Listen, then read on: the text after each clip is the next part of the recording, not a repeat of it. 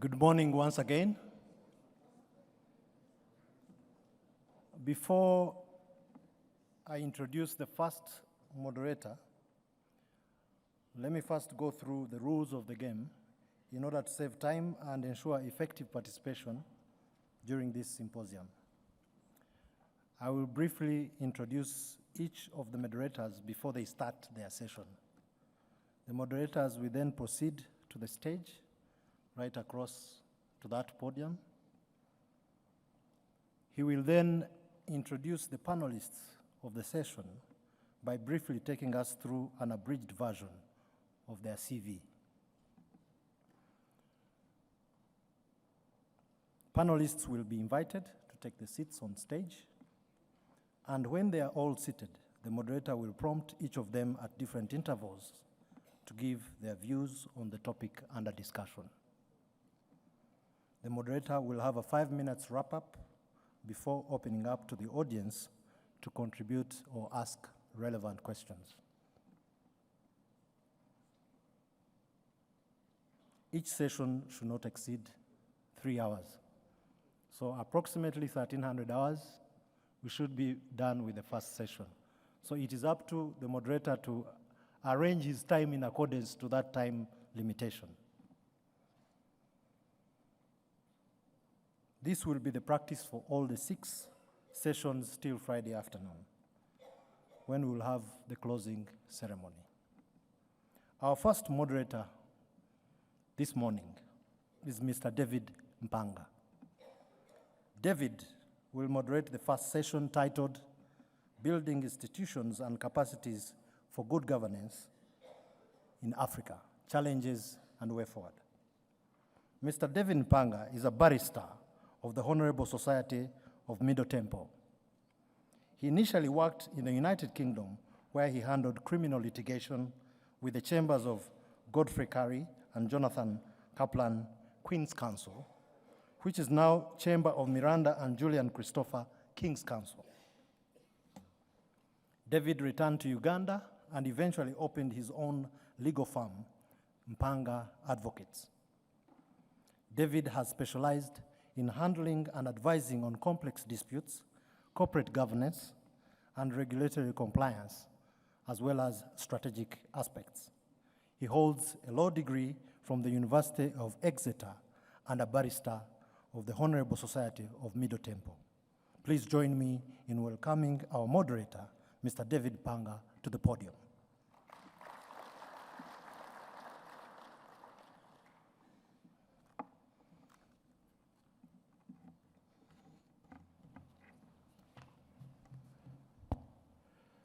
Good morning, ladies and gentlemen, distinguished guests.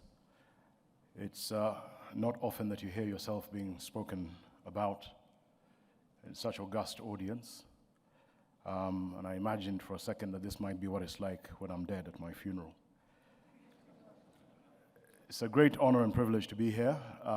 As the Master of Ceremonies has just said, I'm a lawyer by profession. I'm therefore very accustomed to public speaking and questioning people. Usually they're questioned under oath, so I'd like them to step up one by one as I call their name. Dr. Jonas Ewald is our first panelist. Dr. Jonas Ewald is a senior lecturer and assisting professor on peace and development work at Linnaeus University in Sweden. His research and publications focus on the politics of democratization, human rights, inclusive development, and peace processes in Eastern and Southern Africa, particularly Tanzania. Please put your hands together to welcome Dr. Jonas Ewald.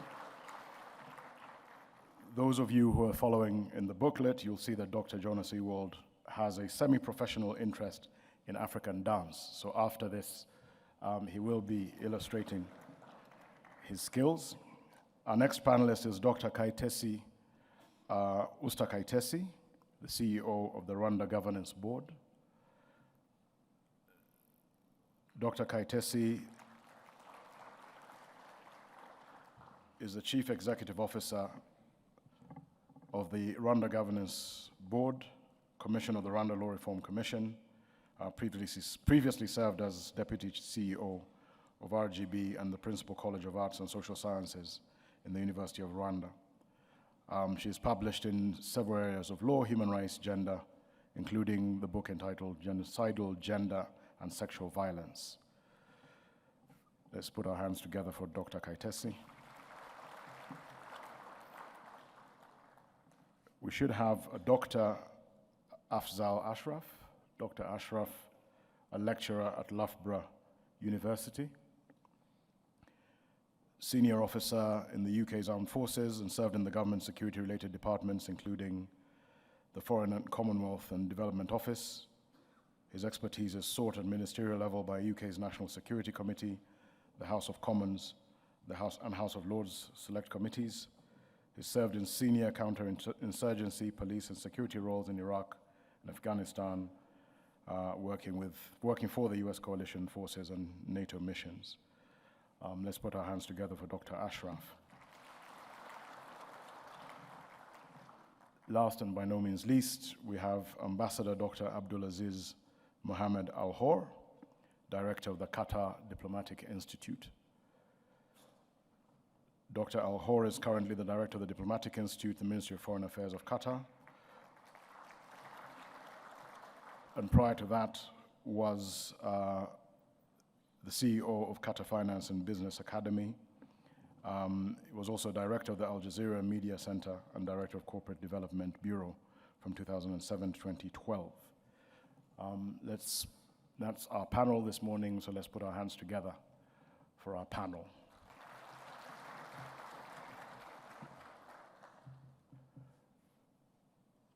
One of the panelists asked me this morning, what expectation is there of the panel? And I told them that the audience has great expectations. This is the first panel of the first day, and really you're going to set the pace for everybody else. And even as the Commissioner for Oaths comes shortly to put you all under oath, let me give you a couple of minutes to speak without worrying about being punished by God.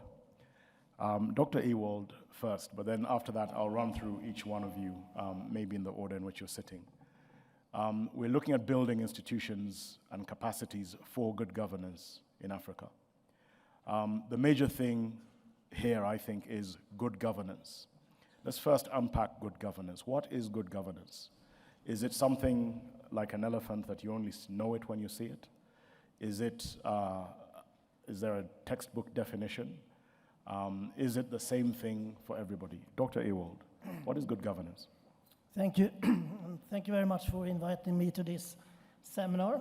And also a bit frightened to see so many militaries in front of me, as I'm a peace researcher, but this will be very interesting, I think. Yes, I think the minister, or the main guest to introduce the seminar made some very important points, which I think we need to have in mind. We are living in a complete different world now. Global security has been changed to global insecurity. We see for the first time a major war in Europe that we haven't had since the Cold War. It created major insecurity problems in Europe, which also spill over to the rest of the world, not least here in this region. We see the increase in the conflicts in Africa as well. And we have the effect of the pandemic, the economic crisis that comes, and we have climate change. All these terribly large issues need to be dealt with. And all of them, if they fail, is a result of bad governance. So good governance is really one of the key components that we need to develop in order to be able to manage all these different challenges that exist on all levels, from the global level down to the local level in a poor village. So with that, I think for me as a peace researcher and peace development researcher, a war is always a result of a failure of institutions. War, conflicts exists in all societies. There are no societies without conflicts. But what differs societies that manage to keep peace from those who enter war is the lack of effective, legitimate institutions to manage societal conflicts that exist in all societies. Hence, I think we need to, it's very good to have a focus on good governance in a seminar like this, in this time. The second question we need to ask ourselves, if I'm allowed, is what is good governance? The convener said. And of course, this is one of the most contested concepts we have in social science. There exists no good governance. There exist 1 million types of good governance. It's a highly normative concept and means very different things for different people, in different contexts, for different groups. And that's the second question. We talk about good governance. Then we must ask ourselves, good governance for whom? We saw the bombing in Khartoum tonight or yesterday and continuing. And of course, the good governance for one side will be bad governance on the other side. So we always must put the issue about what is it we are going to govern good, and how does that relate to societal conflicts in the area that you're talking about it.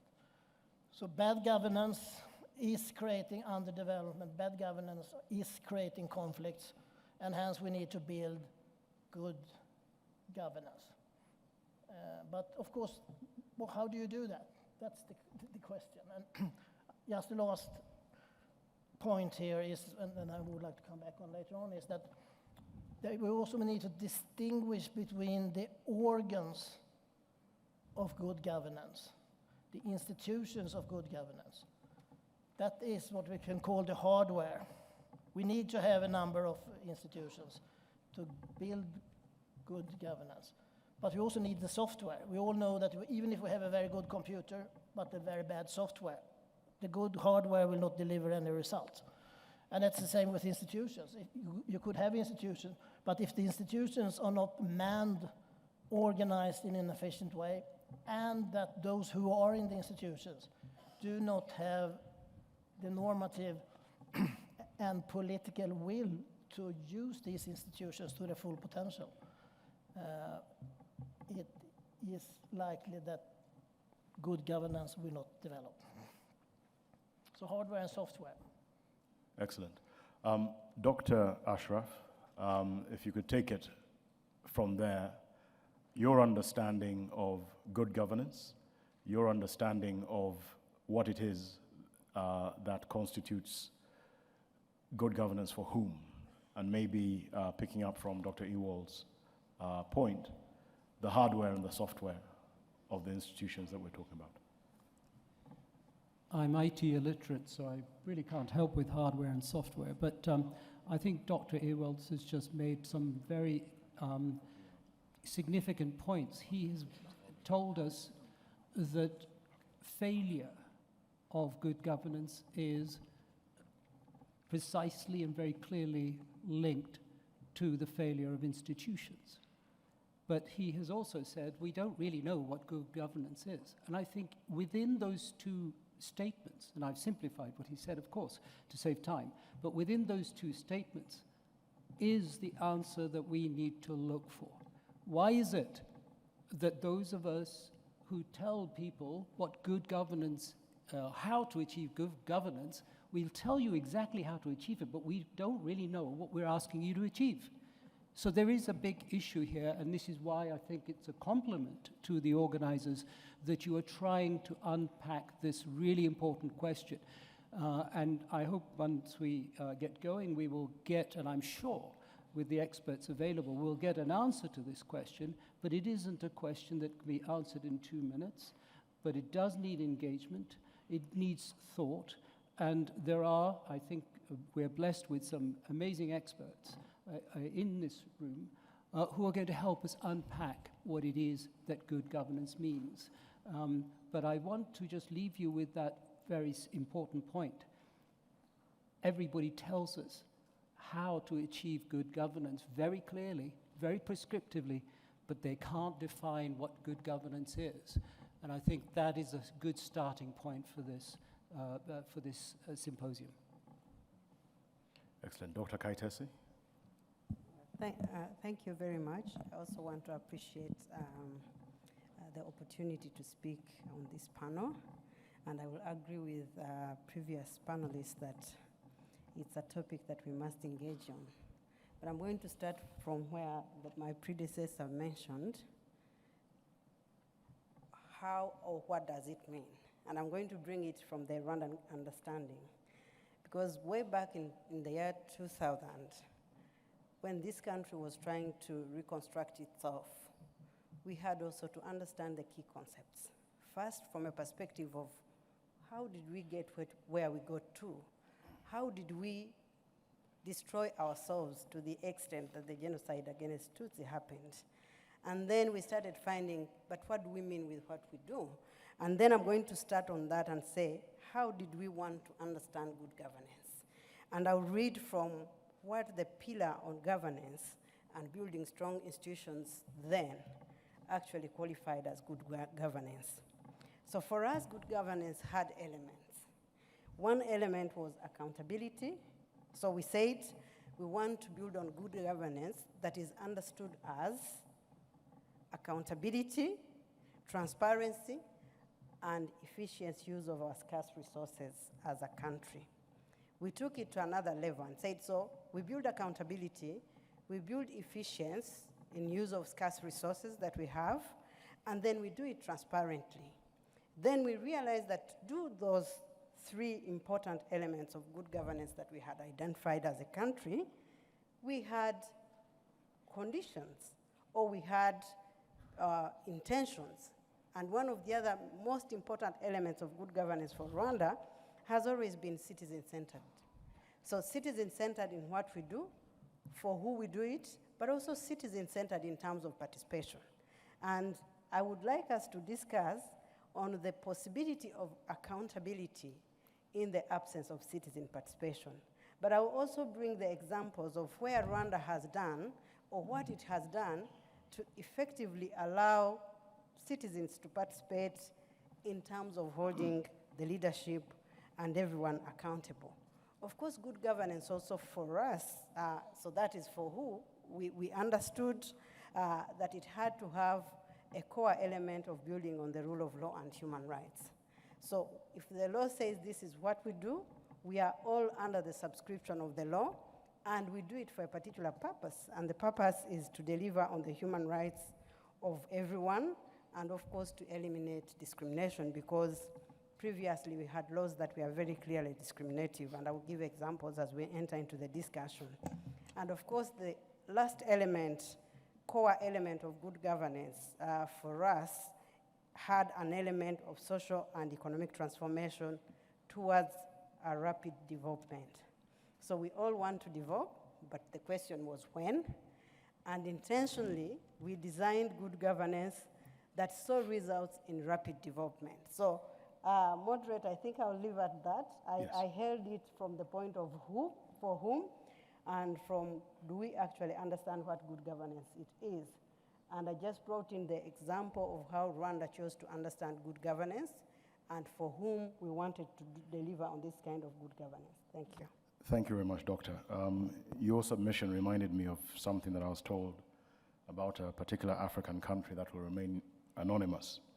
They had a lot of transparency, said the person who was telling me about this story, but no accountability. So they knew exactly how much money had been stolen and by whom, but they could never hold those people accountable. So transparency and accountability must go together in good governance. Dr. Al-Horr, if I may, with you, your introductory remarks on the general concepts of good governance and the institutions that guarantee that good governance. Thank you very much. Actually, I'm very happy to be here. This is my first time to be in Rwanda, and I just arrived this morning at 7 o'clock in the morning. So I'm very happy to be here sharing with you some of the So excuse me, Doctor, could you pull the mic a little bit closer to yourself? So yeah, sure. Excellent. Do you hear me now? Yes. Okay. Now, I think, or I believe that good governance is a moving target. It grows with the growth of the institution. It's just like the snowball. It starts with some kind of governance, then it grows, and as it gets momentum, and it will be this big snowball. Sometimes we are misled by the terminology best practice. So my question always is, according to whom? And in what context? And in what context? So when we invite all of these experts, consultants, they will bring us solutions and they will claim that these are the best practice or these are according to the best practice. But we have to be very critical when we receive all these solutions and ideas to make sure that they fit our context. So this is very important point I want to stress. If we don't know what we want, then they will lead us where they want to take us. And if you don't have agenda, you will be the agenda of others. Therefore, in the reform process, in the transformation process, in the governance process, you need to do your homework. You need to know yourself. You need to know your culture. You need to know your institution. You need to know your reality. So when anybody presents you with solutions or ideas or initiatives, you have the mindset to evaluate such initiative, whether it fits your context or it does not. Therefore, I would like just to stress on this point, and then we will take the discussion further in other areas. Thank you. Excellent. Thank you very much, Dr. Al-Horr. I like the point you make about your culture, because somebody compared culture to a compass. The instrument that you use to guide you on true north and whatever other direction that you need to be heading to. It never tells you exactly where you are, but it can help you understand where you're going. So I think it's important, as you say, that we look at it holistically and use culture as a compass. And perhaps if I may start with you, Dr. Al-Horr, again now in the wider discussion. Good governance, let's look at it in, say, an understanding of it from a Western perspective, tends to have elections, a Westminster-style parliament with a government and a loyal opposition, multi-party system of government, civil society with a number of NGOs operating. And when you deviate from that, sometimes it's said you're going away from good governance. Other times, it's even called dictatorship, regardless of how happy or not unhappy people may be. Looking at it from the Middle Eastern perspective, it's frequently seen that the governments are not exactly Westminster style, are not multi-party, and are not in the way in relation to civil society organization, what is seen in the Western paradigm. Please help us understand, perhaps, one, the institutions that help, what good governance means from a Middle Eastern perspective, and the institutions, perhaps using the cultural key, the institutions that have brought about this good governance. Thank you. In my opinion, governance is a tool. Governance is a vehicle to achieve something. So governance is not a goal or a target by itself. It's a vehicle to help you reach somewhere. So your eyes in the institution at a country level, at a company level, at a corporate level, at a ministry level, at whatever level, should be always on the results. Is this governance, the existing one or what you have, getting you the results or not? And how much results? If it does, then you have the good governance. If it does not, don't wait too much to change it, because then your vehicle is broken. Then your vehicle is not taking you the destination you want to go. So my main criteria for good governance is the results. If the results is there, then your governance is there. And life is all about trial and error sometimes. It's not really wrong to have a governance that needs also improvements. So continuous improvement on this governance will lead you to the good governance. Sometimes you are sold a governance structure that works somewhere else in different culture, on different context. You import this governance structure and it doesn't work in your context. Therefore, I will just repeat what I have said before. Good governance should be really generated from within and then nurtured and developed till you reach the formula of governance that fits you and gets you the result you wanted. Thank you. Thank you very much. Doctor, maybe I should just say doctor and let one of you jump immediately. Dr. Kayitesi, governance in different contexts. You gave a very useful in your introductory remarks premise. Very catastrophic, horrifying event, 1994. Subsequent resolution to resolve things in order that there can be what you described as good governance, accountability, transparency, etc. I want to understand the internal evolution of good governance and the building of those institutions. What challenges are there in building those institutions? Perhaps also help us understand the assessment of results. How should we be assessing the results that Dr. Al-Horr is talking about? Do we wait for periodic elections? Do we call up somebody? Do we tweet about it? How do we assess those results in building good governance as you perceive it? Well, I think I really want to agree that it's really about results. So for us, good governance, as earlier said, is the kind of transformation and development we want to achieve as a country. And of course, the other element has been always how. How do we know that we are doing it right? And how has a few elements. How is how you implement that governance. So for us as a country, it has always been togetherness. So you spoke about civil society, private sector. Rwanda has chosen an inclusive, consultative, and dialoguing form of governance. And for us, that allows different ideas, different approaches to come on the table, but eventually we reach consensus.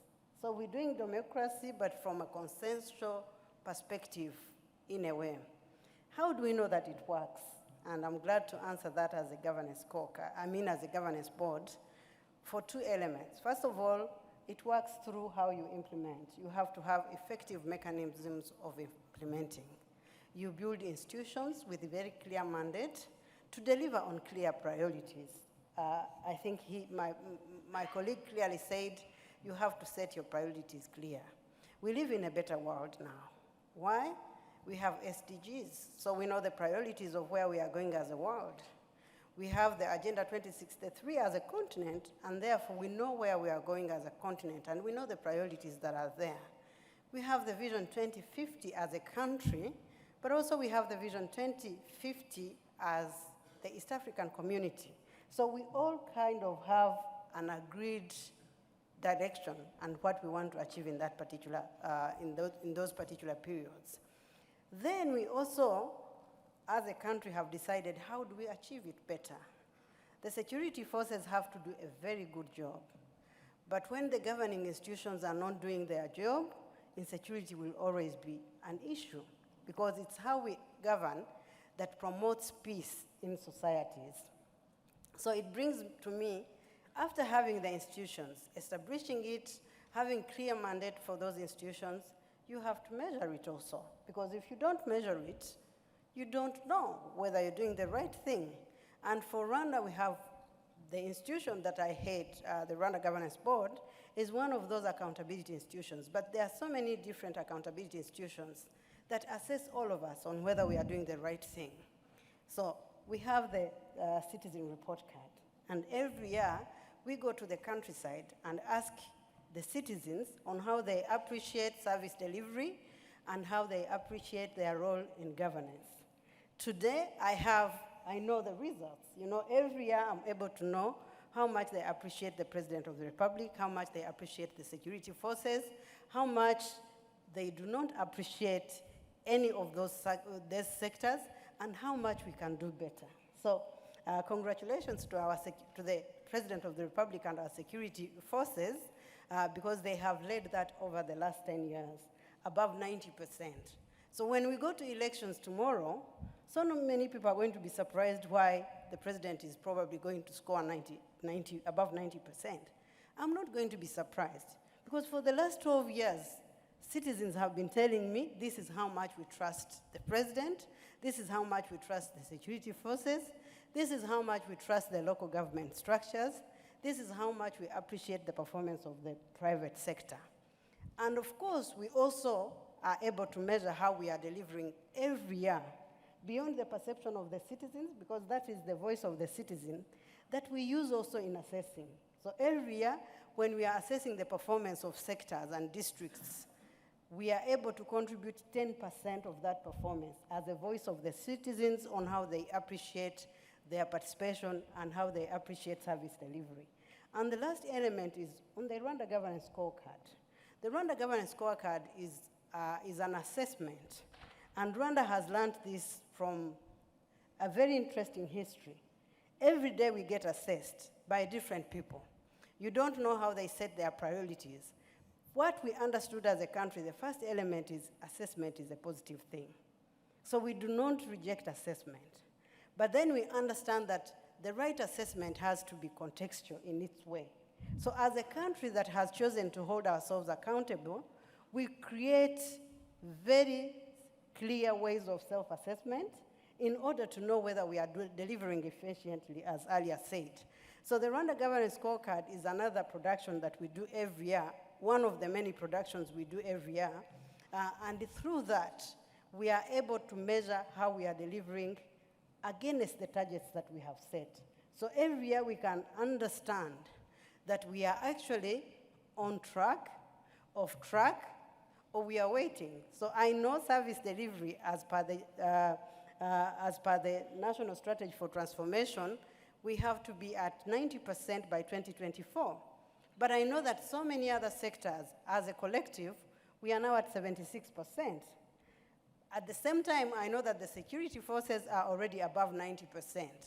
I know that the agriculture sector is still at 60%. So how do we speak to the agriculture sector on doing it differently in order for them to deliver at the intended 90% that we have agreed as a country? So assessment institutions are key, clarity of their mandate, but also doing it together is a very important for everyone to do their responsibility and responding to the actual priorities that the country has set. Excellent, thank you very much. Your use of statistics and how readily you had them reminded me of a story that was told. I was told by a good friend of mine, old friend of mine. He said statistics, if I recollect properly, he said statistics are based on averages. So putting your head in the freezer and your feet in the fire is how he understood statistics. He has smiled because he remembers that story.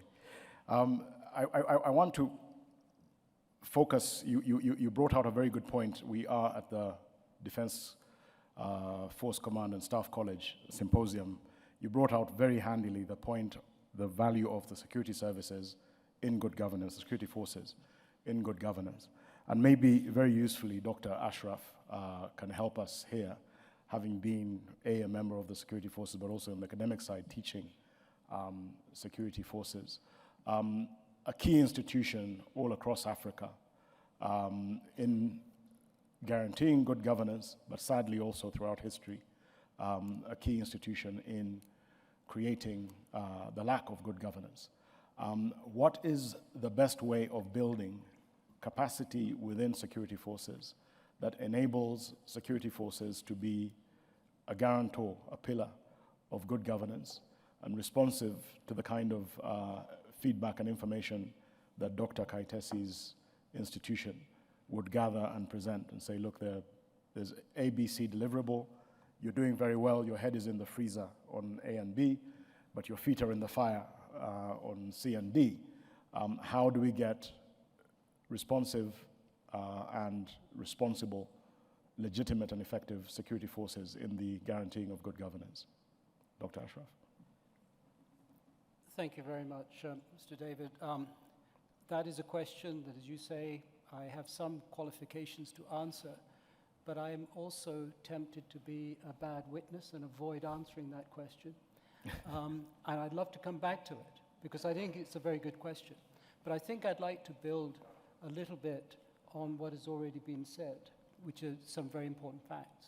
I think Mr. Al-Horr just mentioned some very fundamental issues, and that was that good governance is a moving target. I think it's a really important point to unpack. And those people who tell us what good governance is, in particular who tell African countries what good governance is, actually don't remember the evolution of their governance structures. And that evolution is not at all different from what this wonderful country sadly experienced, which you mentioned very briefly. If you go to the United Kingdom and see what we proudly call the mother of all parliaments, outside the Houses of Parliament is a statue of Oliver Cromwell.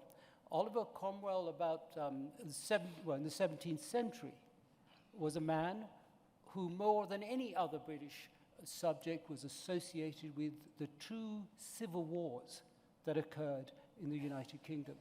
He also participated in many other battles and in religious pogroms where thousands of people were killed. He ultimately ensured the execution of King Charles I to establish parliamentary democracy. And it was through that horror civil conflict that what we have now gradually, and that point is important, gradually evolved into what we, I think, somewhat conceitedly call good governance. Go to the United States of America. 200 years ago, it had a civil war in which 750,000 soldiers died. There is no account of probably hundreds of thousands of civilians who were killed in that war. 750,000 soldiers died in that civil war. And it's out of that gradually good governance evolved. And I think the point you made earlier, very important point about the link between justice and security and good governance. Justice is a concept which people don't fully understand, and it's one that I think we need to concentrate on. How do you achieve social justice? Well, it's obvious if you look at history, even without being a historian, that you need stability. And I'll come back now to my experience in Iraq. When I was in Iraq, a man called Donald Rumsfeld, who was a department, decided that we should have elections in Iraq. And I know nothing about elections or politics, and so I started to do some research. Even though I was in the military, I had learned. So I found a book, even in Iraq, a book by the RAND Corporation, which title said, "The 5 Cases of Nation Building that the United States has been involved in since the Second World War." And there was so much data in it, so many statistics of how to establish nation building. But the one that I've never forgotten is that in those 5 cases, the United States was only able to establish democracy in 5 cases, and in both of those 2 cases, it was in no less than 5 years. And I'm sure you've guessed that those 2 examples were both Germany and Japan. And in both of those countries, democracy was not introduced, it was reintroduced in 5 years. And it was reintroduced after billions had been spent using the Marshall Plan. And here we were being told, or the Iraqis were being told, 2.5 years, half the time that they're allowed for the Second World War, that you have to have democratic elections in 2.5 years' time, at a time when the infrastructure was so bad that even in the presidential palace, even with the awesome might of the United States Army providing us with generators, we couldn't even have this level of lighting. And I had forecast, because I was asked to by the commanding general, General Kayitesi, and Ambassador Negroponte, what's going to happen to the insurgency? We're winning, aren't we? No, I said, it's going to get worse. This is January of 2005. And of course, you know what happened in 6 and 7. And under those circumstances, we forced the Iraqi people to have elections. So we did have elections. We had leaders elected democratically. I want to move forward, good maybe decade later. Iraq has democratic elections, it has a government. And what happened? And this is where we come to the military. In 2014, you might remember that ISIS burst into the scene. We had news that it's 30 miles from the borders of Baghdad. I was whistled on to BBC's, one of BBC's premier programs, and asked, why has the Iraqi army vanished into thin air? And this is a point that I was in Staff College. I think, gentlemen, ladies from the Staff College, you need to take on board. Elements of force, I'm sure you're taught, have 3 components: physical, conceptual, and moral. Physical means weapons, your ability to use weapons. Conceptual is the tactics, the operational art, which I know you're being taught.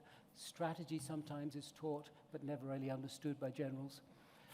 And finally, it's the moral component. And of course, I wasn't going to explain this on the BBC, because not everybody's a graduate of Staff College. So I simply summed it up, and that was the Iraqi army did not vanish because it did not have anything to fight or die for. And that is the difference between you in Rwanda, and I think in most of the African countries here today, and what has happened in Iraq. And the point that there are many points to be drawn out from this. The point is this, that the Western countries that are telling you what good governance is don't even understand what they've got. And they don't understand the trajectory, the downward trajectory, possibly, that good governance is on. Nobody can tell you what good governance is. As we've already heard, good governance is what you, as a nation, each nation decide it is for you at your level of development and your culture and your context. Don't let anybody tell you what good governance is. Yes, take the tools, take those methods in verification, in transparency and accountability. They're great tools, but apply them in the way that you want to apply them. The difference in history is this, that it took the United States, it took the UK hundreds of years to establish the governance it has. It took a lot of bloodshed in those hundreds of years. The one area that you have got to understand, ladies and gentlemen, and I did this when I was in Iraq and Afghanistan, I presented these examples 10 years ago or more to the generals there and the ambassadors, mostly American, that you have to learn from Africa about how to establish post-conflict peace. We all know about the Truth and Reconciliation Committee in South Africa. Not many people know about the amazing things that they did in Ghana to transition from dictatorship to democracy in the most civilized manner possible. And if you want to know how much streets ahead you are, then just do a little bit of very simple history.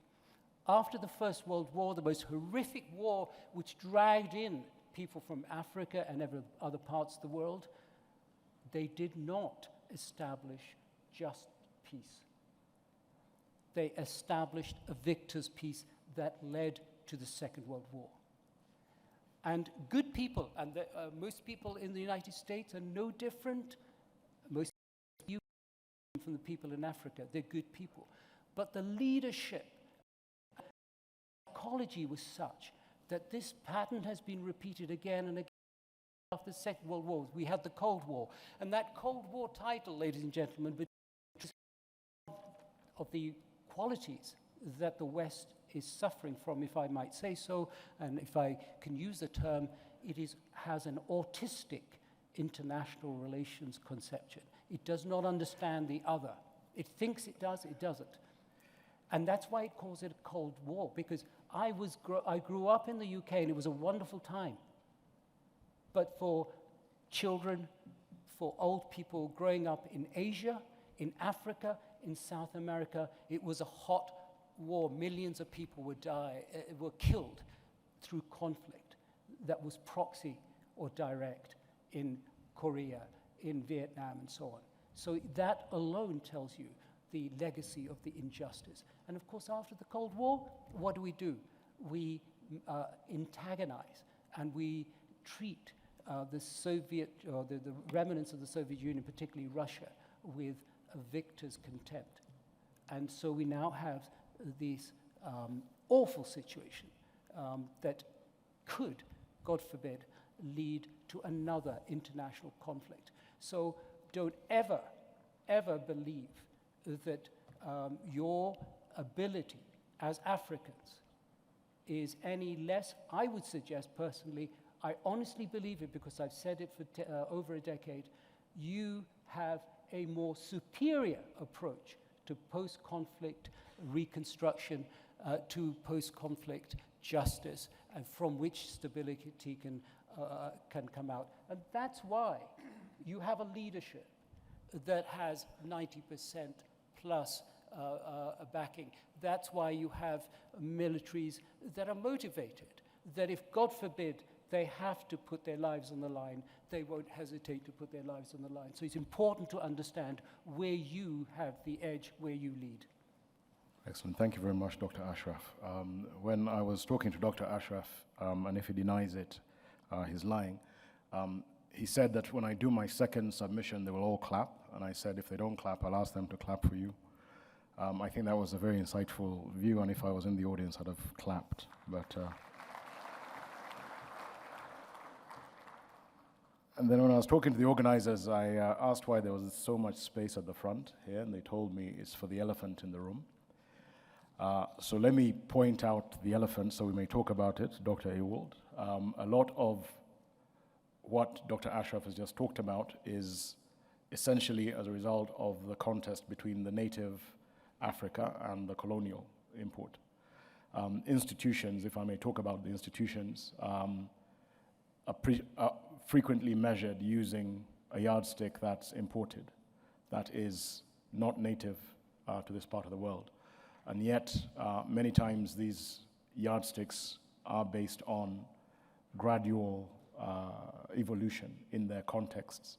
And maybe that gradual evolution has not happened here, but then also, unfortunately, the corollary sometimes happens that institutions that already have evolved and could have handled pre-conflict resolution of conflict without necessarily going to war, or post-conflict resolution in a manner that is alien to the Western eye, but is quite well understood in the local context.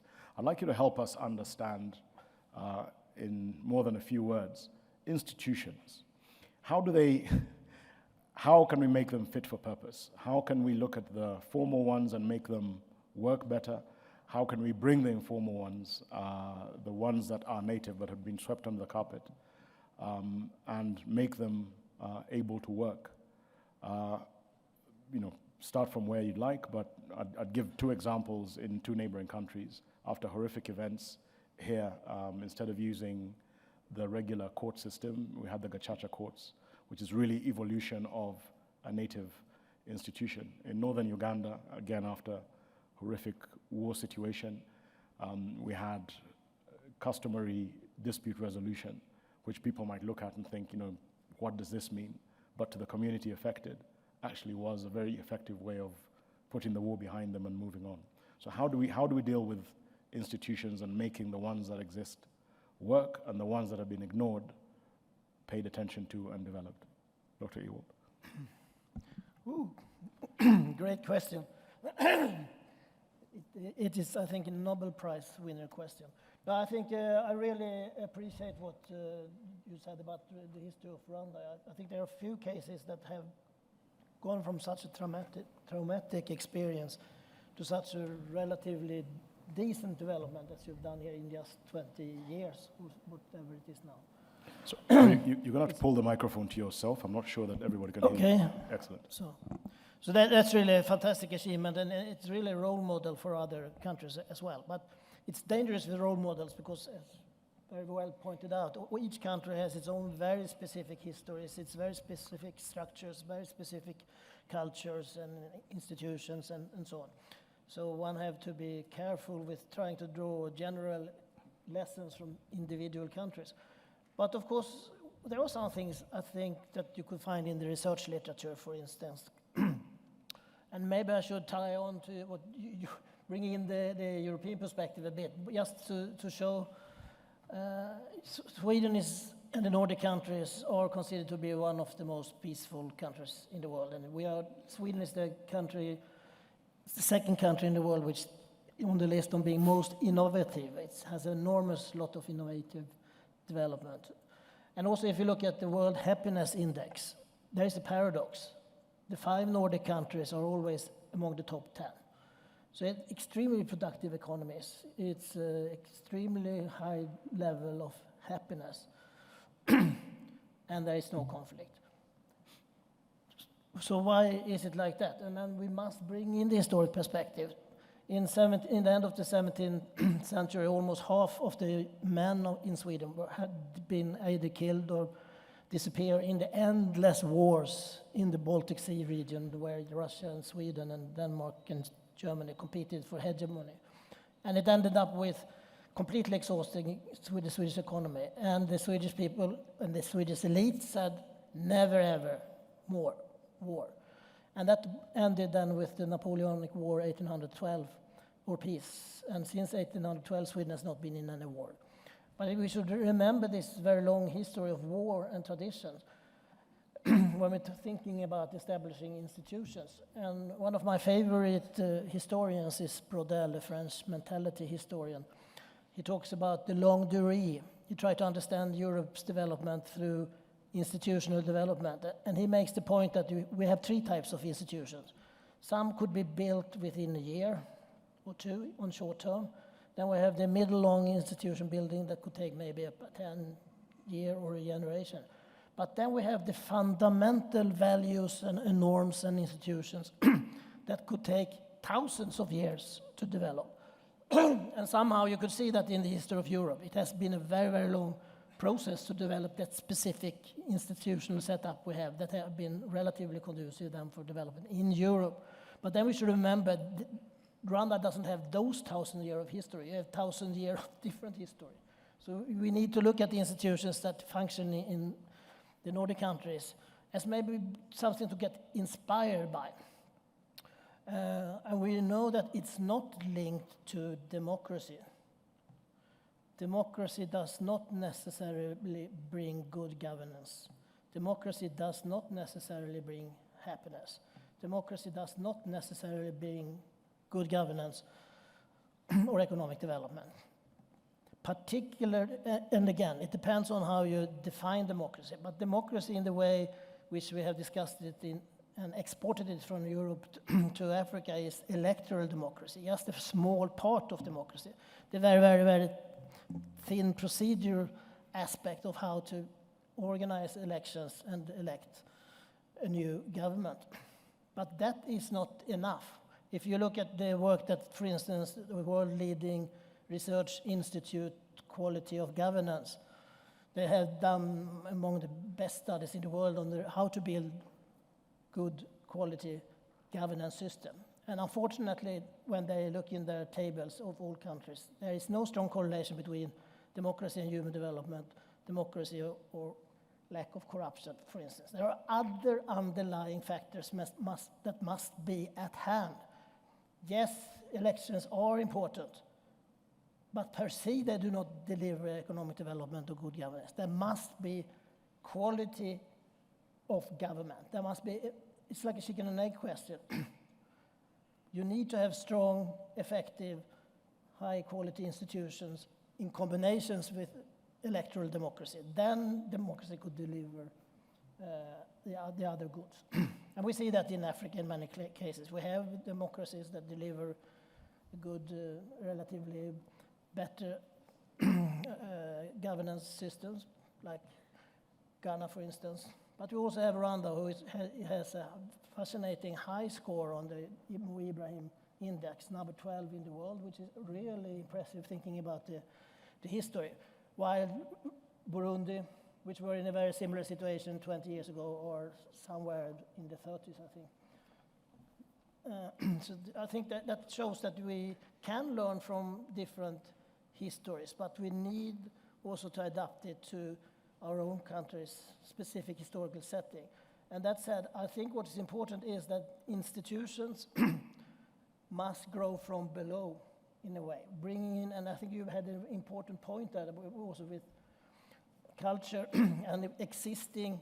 We all know that there are three types of institutions. We have the formal institutions that we could see everywhere. We have the informal institutions that are maybe the ones that have more importance when it comes to making the formal institutions run.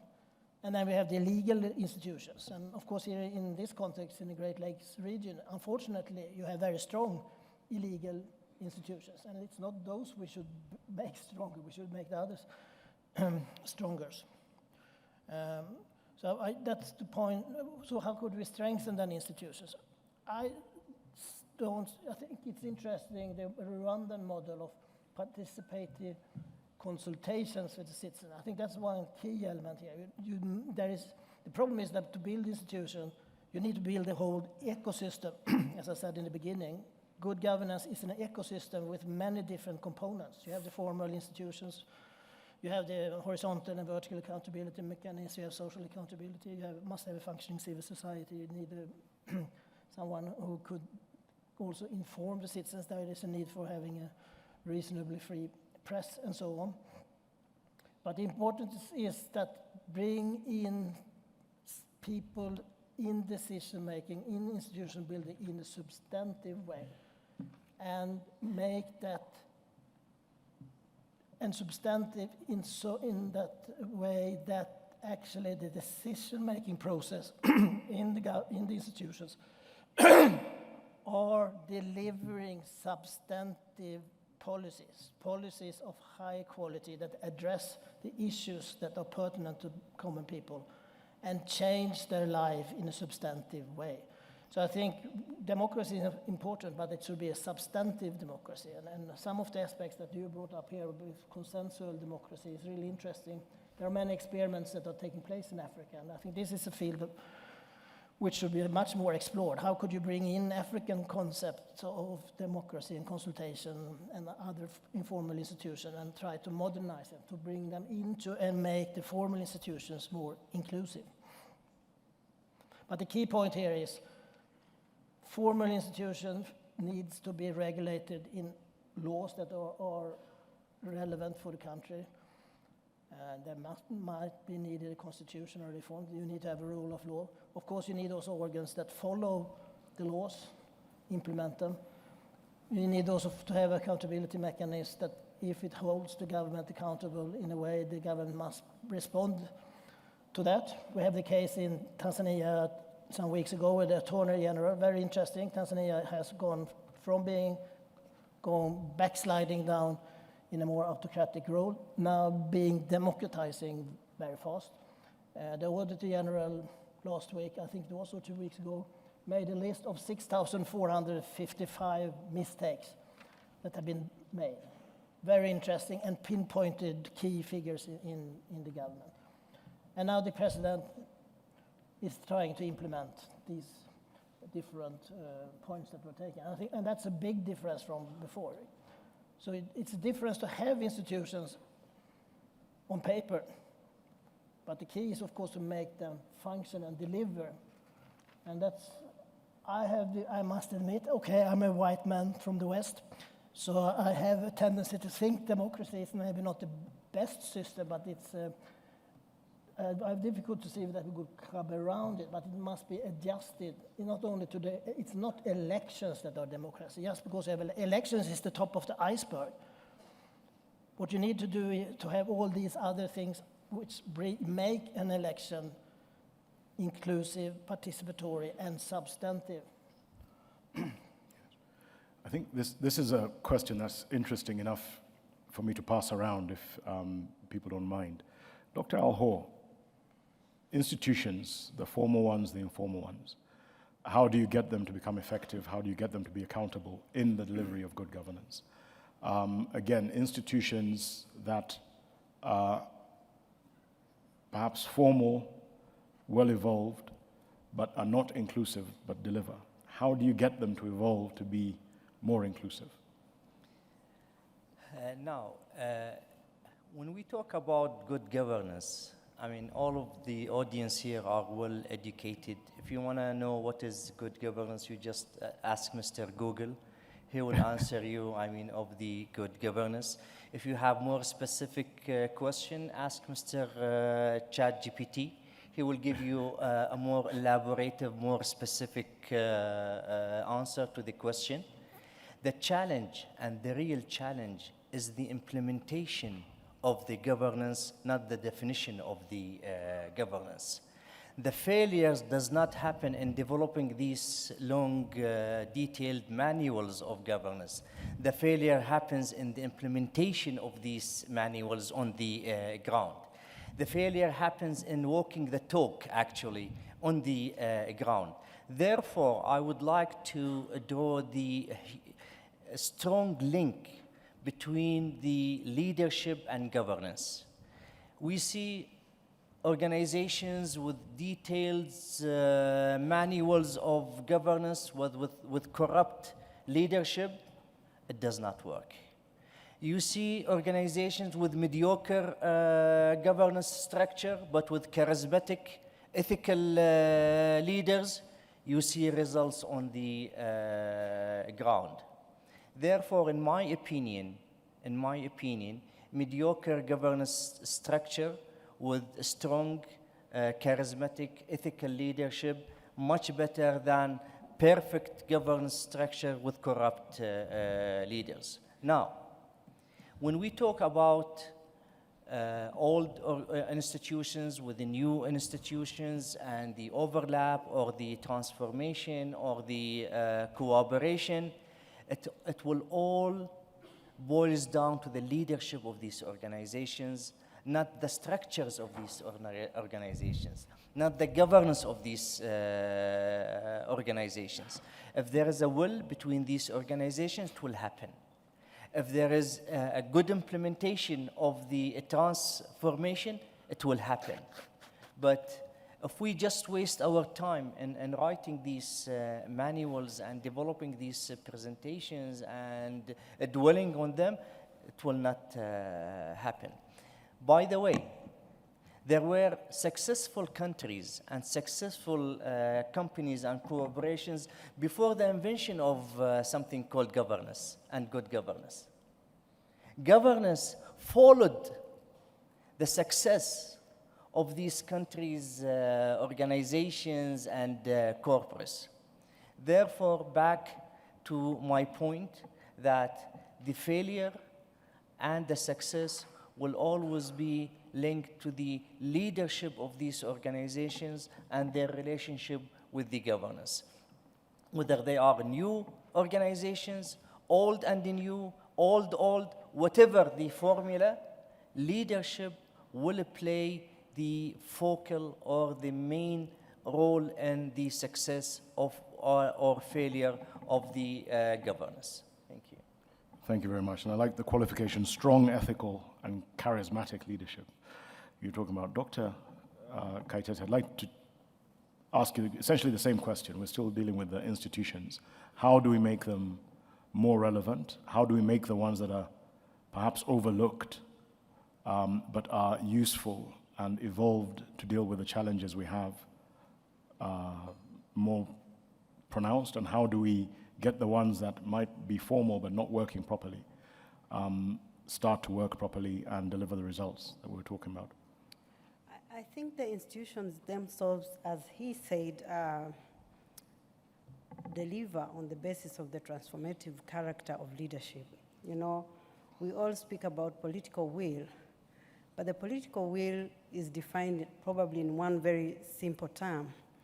And I know what that term means, but last year when we were in this room at the inaugural ceremony of the Commonwealth Heads of States and Government meeting, one of the people who witnessed from the Commonwealth Secretariat came to me and said, I had the opportunity to speak to the President of the Republic of Rwanda yesterday and asked him how he describes in one word what his headship of the Commonwealth is going to mean.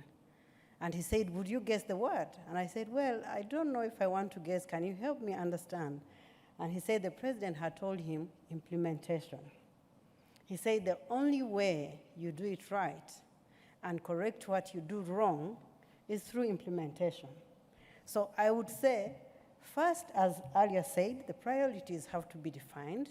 Those institutions have to have a clarity of mandate, but the leadership cannot be overstated. You know, the leadership and the strategic character of the leadership, the transformative nature of the leadership is the spirit that makes it move on a daily basis. The other element is if you implement, you know how to correct it. You know, the Gacaca courts were referred to as one of the innovations of this country. You can only implement right when you are already implementing. The Gacaca courts, for its life of 10 years, the law was amended about 7 or 6 times. For some, that's a weakness. For many, that's adaptive leadership. You know, we had to reinvent a wheel. Why? We were addressing an issue that nobody else had addressed in context and in the environment that the Rwanda had gone through the genocide against Tutsi. How do you respond and build the future? Nobody had a designed model. And therefore, you have to design an innovative approach of dealing with the issue. And for any innovation, we have seen that the efficiency of innovation comes from implementing. Sometimes you do it very much right. Often you have to reassess yourself on whether you do it right. So I would say that transformative leadership has been at the helm of this, of the transformation of this country. And I want to refer to one statement that people use, that a flock of sheep led by a lion is better than a flock of lion led by a sheep. And I think it's the lioness that is in the leadership is on seeing transformation and development in reality. So institutions in themselves, the laws in themselves get life through the leadership, through what we implement on the day-to-day basis. How we learn to do it better is through implementation, but also how we learn to do it right is through focusing on the priorities that we have set as a continent, as a globe, and of course as a country. So I would say, as he mentioned, the transformational character of leadership is going to be central. Of course, there are certain behaviors that cannot make us deliver. If the flock of, of sheep led by a lion, if the lion came back and started eating all the sheep, there wouldn't be a flock anymore. So the corruption issues that come in some areas of leadership, where they are not focused on the results, also becomes an element that is important. So it's the character of leadership as well. Beyond the priorities that have been set, it is the character that you bring in implementation. And lastly, I read a piece that I thought was interesting. We go to Mr. Google for almost all the solutions, and somebody had thrown this very important and beautiful motivational speech. And somebody who had been in the military wrote back and said, you can listen to 1,000 motivation speeches, but I've learned that discipline is at the core of delivery. And I think discipline is at the core of character in leadership. And the integrity and character of leadership and the discipline of the leadership defines how the leadership takes. So the institutions will be defined by the discipline, the character and the integrity of the leadership that there is. Excellent. So Dr. Kayitesi is telling us. Dr. Kayitesi's lion eats grass. It doesn't eat sheep.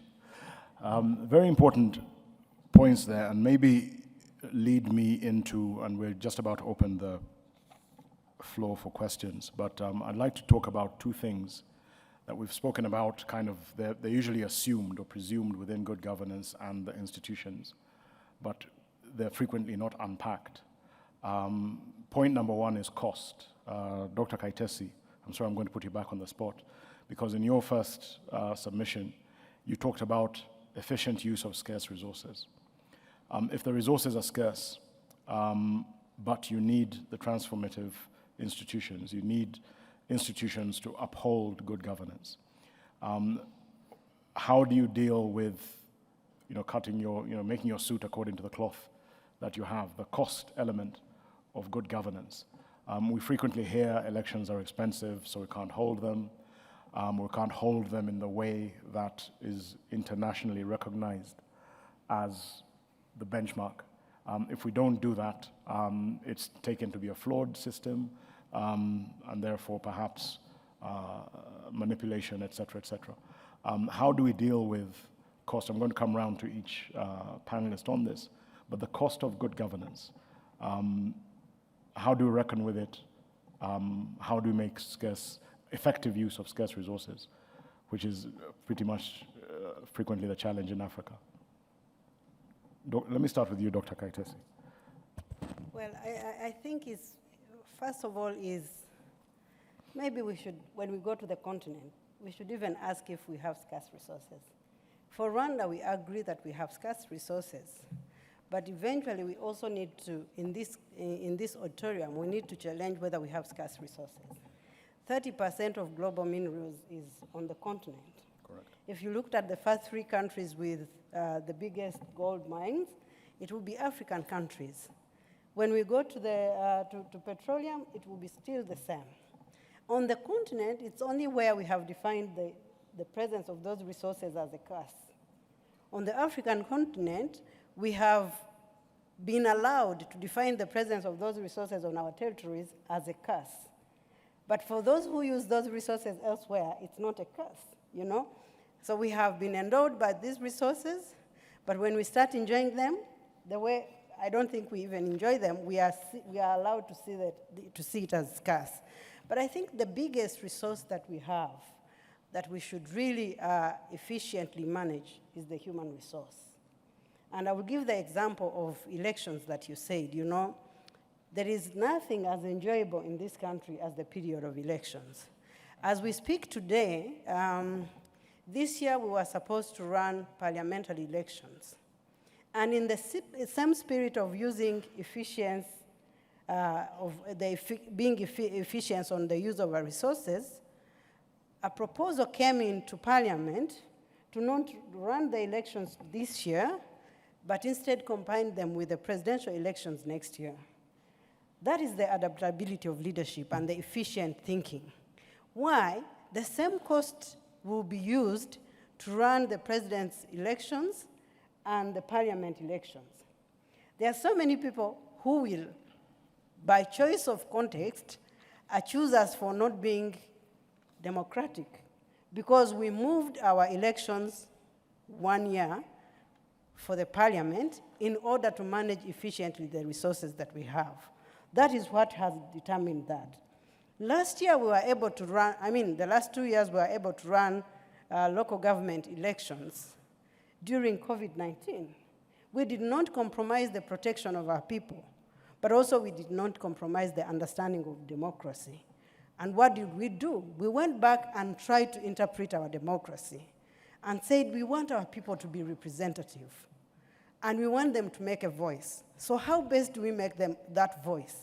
Let's go back in our villages, sit in the village, which is a small space, elect an electoral representation at a very small level for at least every, 12 households, and then have those go and choose the local leadership, who will eventually go and choose the second level and the last level. But when we go back to our elections, 80% of elections in this country is managed by volunteers. And remember, we said citizen participation. Our schools, we usually run elections during holidays because schools are accessible. And therefore, we are going to use those redundant spaces to make the distance to the electoral space very small. I do not need 20 minutes to cast my vote. It's not a public holiday. I go and cast my vote, and in less than 20 minutes, I'm off doing my duty. And the electoral space starts very early in the morning. So I think it really does gets affected on how we deliver on those things. Yes. So the use of the human resource that we have is very efficient. But what also builds the normal efficiency? So those would have been the informal institutions. How do citizens participate, and how do you create spaces for participation in your governance structure? The second element is what you spoke about, the corruption and the use of the effectiveness in the use of resources. Now, first, you need to have those resources. In planning, you have to efficiently know your priorities and deliver on those priorities. That's a core element, but that will be only on paper. But when you're using these resources also, it's important that you build accountability. You know, if a school that is supposed to admit students on merit stops to do that because I hold a position that can go and speak to the director of the school to give my child a school on the basis of the position that I hold, then I undermine the resources. Because that child that would have benefited because of their capacities will lose the opportunity. But what happens in case that happens? Because corruption is part of the human environment. What we don't do, the President of the Republic once said that he cannot guarantee the absence of corruption, but he guarantees zero tolerance for corruption. Our systems must not be ready, as you earlier said, to know all the things that went wrong. They must be ready, without fear or favor, to hold accountable those who do not use the resources for what they are supposed to be used for. So strong institutions of justice are a core element as well, where accountability means accountability. You know, I hold this position on conditions. The law is clear on what I need to be in this position and how I need to deliver on my position. If I don't, it should be natural that I leave this position. And if I have gone beyond my rights and encroached on other people's rights, the system should not fear to hold me accountable. And it is that space of accountability that sometimes makes the use of scarce resources a challenge.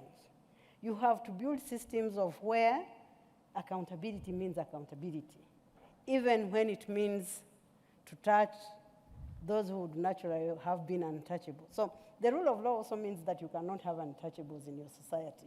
Yes. And I think some of the challenges that we have had on delivering efficiently is that. But of course, also professionalism is important. You know, you build the human resource in order to be able to deliver right. And that's where partly the continent suffers as well, because the best of our resources are not being used for the delivery of the services that we want on the continent. So I think I went just about what the use of scarce resources means. You have to do the best with the population that you have. The institutions that are in delivery must be able to do their job. And in the absence of that, accountability must not wait for too long. It should be efficient as well.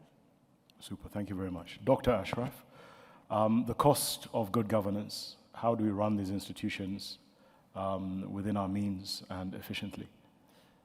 Great. Well, one of the things that I think we need to talk about is the relationship between good governance and democracy, and we've been told that there are many different types of democracy. My recommendation to you, ladies and gentlemen, don't use the word democracy. use the word representative government, because the word democracy has been hijacked by the West, and it's a very inefficient form of governance. I want to explain why. This is a controversial point, because democracy has become a religion. But if democracy had the energy rating that we have on appliances, it would be probably Z. Anybody who has worked recently in the United Kingdom's government will tell you that in the UK, as is happening in many other Western governments, that democracy involves party politics. Party politics require elections every 5 years. Most of the programs for development, even in Western countries, take 5, 10, 15, 20 years until you have changes of government. 75%, in my estimation, having worked within government, 75% of the time and energy of United Kingdom's ministers and MPs is taken up in acquiring power and maintaining power, and only 25% is used to actually govern whilst in power. And the point I'm making is the West has done incredibly well, because the West has grown in its own circumstances, most of which involve taking a huge amount of wealth and resource from other lands. Now, there's a moral judgment to be made, but I think you should forget that. It is a reality. They can afford it. They are enriched. I don't think many countries in the rest of the world can. So think about how you can have representative and responsible government. It might mean it's a democratic system, but you have elections every 10 years or 15 years. I don't know. It's for people to decide. Look at China, what that has achieved. I'm not suggesting, I wouldn't want to live in China, but I've been to China, and people are very happy there. Millions of Chinese leave to be tourists in the West, and almost every single one comes back. They've done good governance. They're provided for their people, so we can learn from them. I would suggest respectfully that you, when you take lessons from the West, and you should, you look deeply. Just when you have time, if you do have time, go and do some research into the debate that Socrates, Plato, and Aristotle had 2,500 years ago at different types of governance, and they rejected democracy because they felt it would lead good people, maybe sheep, astray by bad leaders, maybe rabid lions, I don't know. But these are things that you should look at. And when you're looking at the West, do look at some of the histories behind some of the successes. We've heard from Dr. Al-Horr the really important point of leadership, and the important point that leadership goes with values. The West champions women's rights, and quite right, it should. But where did that passion come from? It came from the fact that 300 or 400 years after democracy being introduced in the UK, it was only 100 years ago that the women, after much activism, got their vote. If you go to the United States in the 1960s, when credit cards were being introduced, women in the United States could not get a credit card without male approval. Did you know that? That's what catapulted people like Germaine Greer, one of the feminists in the UK, to start a war against patriarchy. The fact is, why the West wasn't able to change was because of beliefs. In the 1970s, as a child, I heard my parents could not believe the fact that the Ford women workers in the Ford factory were striking for equal pay for equal work. My father had grown up in India. My mother had grown up in Tanganyika. They could not understand why the West was paying less money to women for the same work as men. Immediately in the 1970s, we changed the laws. The institutions changed. 3 or 4 years ago, we discovered that the BBC and many of our large corporations were still paying women less than men. We had changed the institutions, we changed the laws, but the beliefs hadn't changed. And so people are still discriminating. But here, Rwanda has 61% female parliamentarians, probably more than most Western countries. So you don't need to be lectured. If you go, as I have, to Qatar, you will find that in Qatar, women dress modestly, according to Islamic custom. But did you know that the women in Qatar, Qatar has the highest rate of STEM graduates in science, technology, and engineering and anywhere in the world, including the United States? Did you know that in cybersecurity and in fintech, it is the women of Qatar that lead? They lead not just expatriate men, they lead their own men. And during the World Cup, the prejudices, the presumptions in the West came to the fore. And so you don't need to be lectured. You know how to do this. So the point I'm making is resources. Okay, what do you need about resources? Well, learn again from the West. How did this awesome country, the United States, achieve its power? Industry, most people will think. I thought so too, until in Iraq, as it happened, I met all the government advisors from all the ministries. But the one that had the most impact on me was the agricultural advisor. And he told me that 300 or 400 years ago, when the Americans were, or the European settlers, were expanding into the American continent, they didn't know what to grow, how to grow it. And so the United States did something brilliant. They set up a system of land agents. These were specialists in agriculture who could go to these amateur farmers, do a soil sample, tell them what to grow, where to get the seeds, how to harvest, how to sell their produce to the market.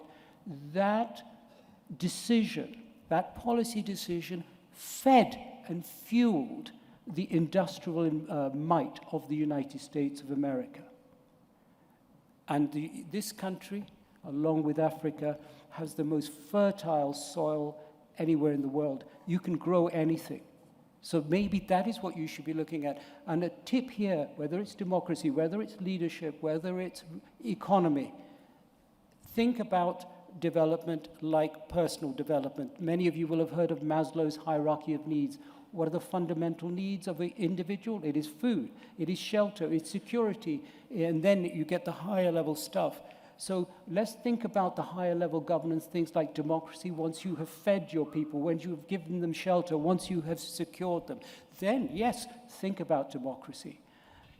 Once you have developed an economy that can feed your people, that can exploit the richness of your land and the richness of the people, then you can think about developing into industries and the like. And so I would suggest to you, when it comes to economies, think about those basics, and that's where you have a strength. And then those precious resources. And this last point I want to suggest to you as a mechanism. We talked, I think, about the analogies of IT. Well, those of you who have bought Apple phones will know there's an Apple ecosystem. And there's a Microsoft ecosystem. When you buy an Apple phone, you really are buying into Apple's ecosystem of software. I'm forced to buy an Apple laptop, an Apple Watch, and if I go to the Microsoft side, they are sucking me in the same way. During the Cold War, the great powers developed political and economic ecosystems. You either went with the West, its economic stuff that they sold you, you had the politics of the West, you had the alliance with the West, or you went with the East. Those days are over. Those should be over. You, as African countries, should decide who you want to provide you with what you want from them.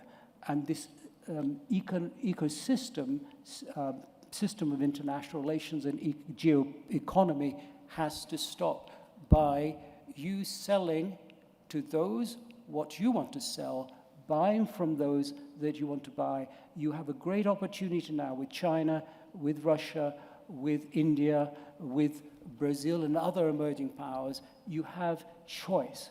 And it's the wisdom, the leadership wisdom with which you make those choices, and the more you diversify those choices, buying from Western countries, buying from China, buying services, buying products, the better it would be for building the resources you need to build your economies to fuel the development of your governance capacity, including ultimately some sophisticated organic form of representative government.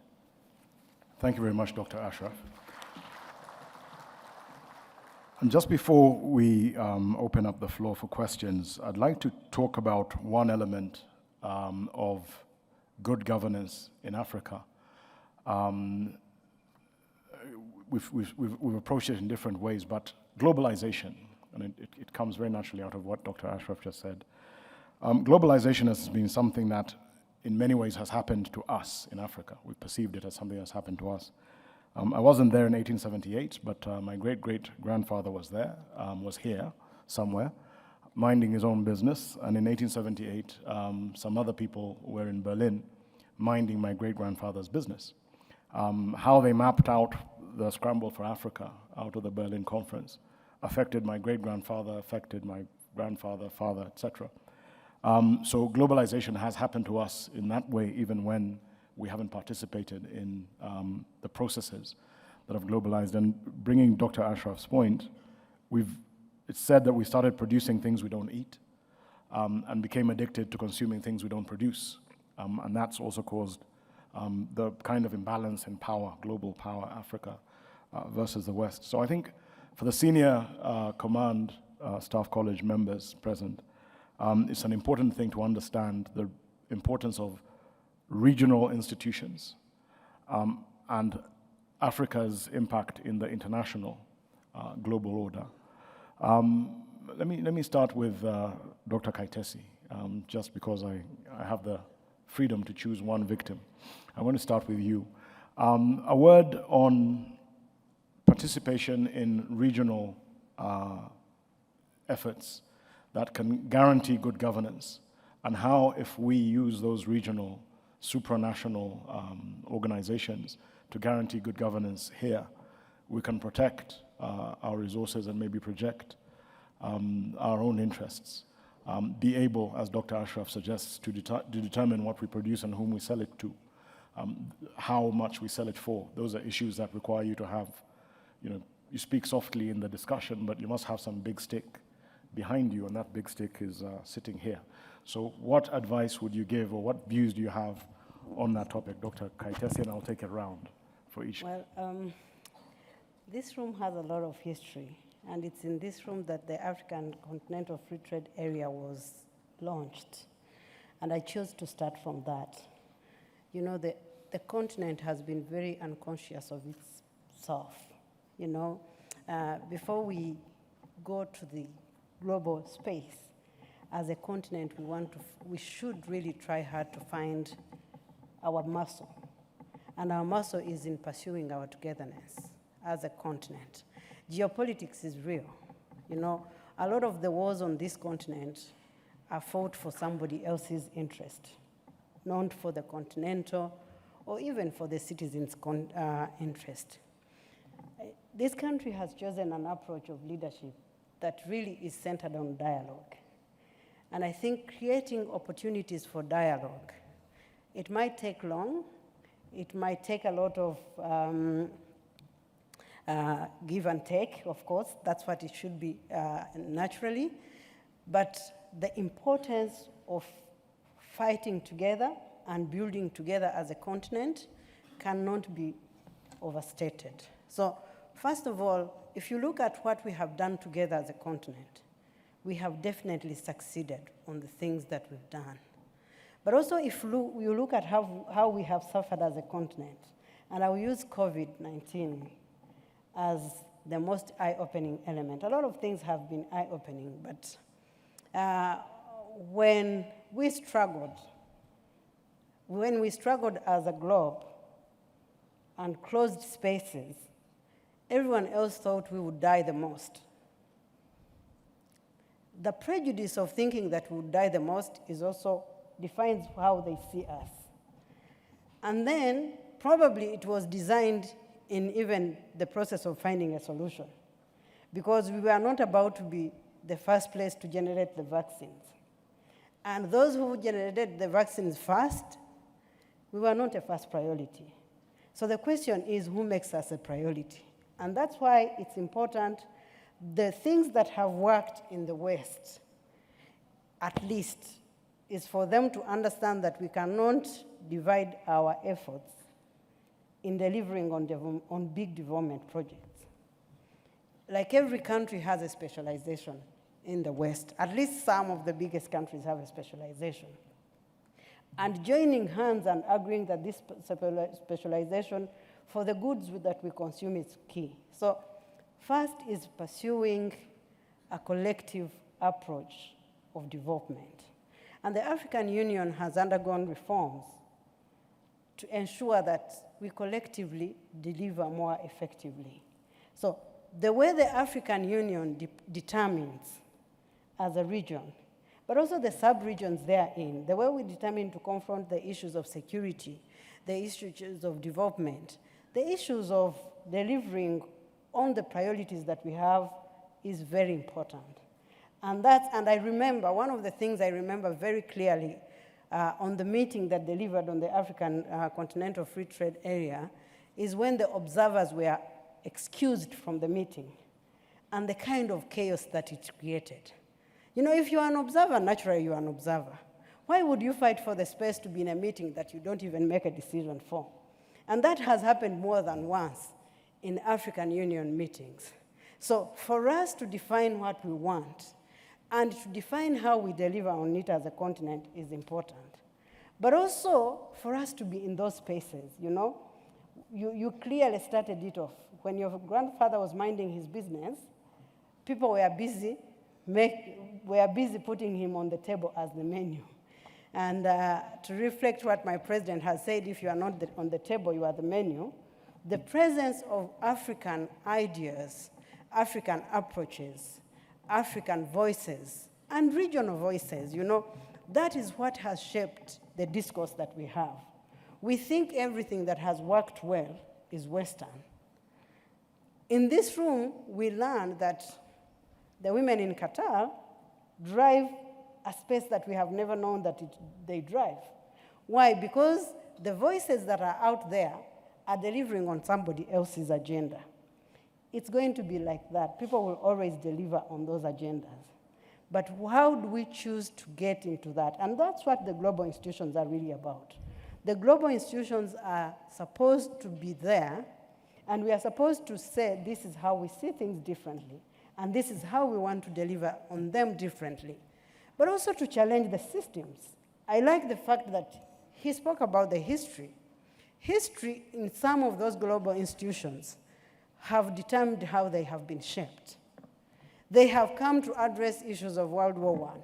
They have come to address issues of the Cold War. And where was the continent then? Now, today you will be challenged to be told, oh, but Africans are leading those institutions. But if they are not given the power to challenge the nature and character of those institutions will still deliver on the same mandate with African heads on them. So it's also an opportunity that the continent embraces these institutions. I feel like these institutions need to be challenged on the way they are delivering. But we also need to challenge, because they represent a collective space. We need to go into those collective spaces and challenge on the how we deliver and how these institutions actually deliver on the values that they have set. So I will end it at the value level.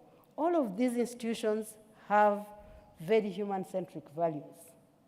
Only the way we deliver them on has left us to start thinking, does humanity mean something different in different places? And if there is something common, I think the definition of what it means to be human has to be common. And how we deliver on humanity must have to embrace the issues of equality, the issues of representation. I want to go representation, Because most of these institutions that preach about democracy that you spoke about are very unrepresentative. And when they are unrepresentative, they only represent a specific viewpoint. So challenging the representative character of these institutions is going to be core. And therefore also requiring that what they reflect is not a one view of it, but a view that benefits all of us is going to remain core. But strong institutions for the continent, and then having a very clear standing point, a very clear voice on how we want to relate and what we want these institutions to deliver on us. I think we shouldn't be the continent where people who want to fight poverty come to,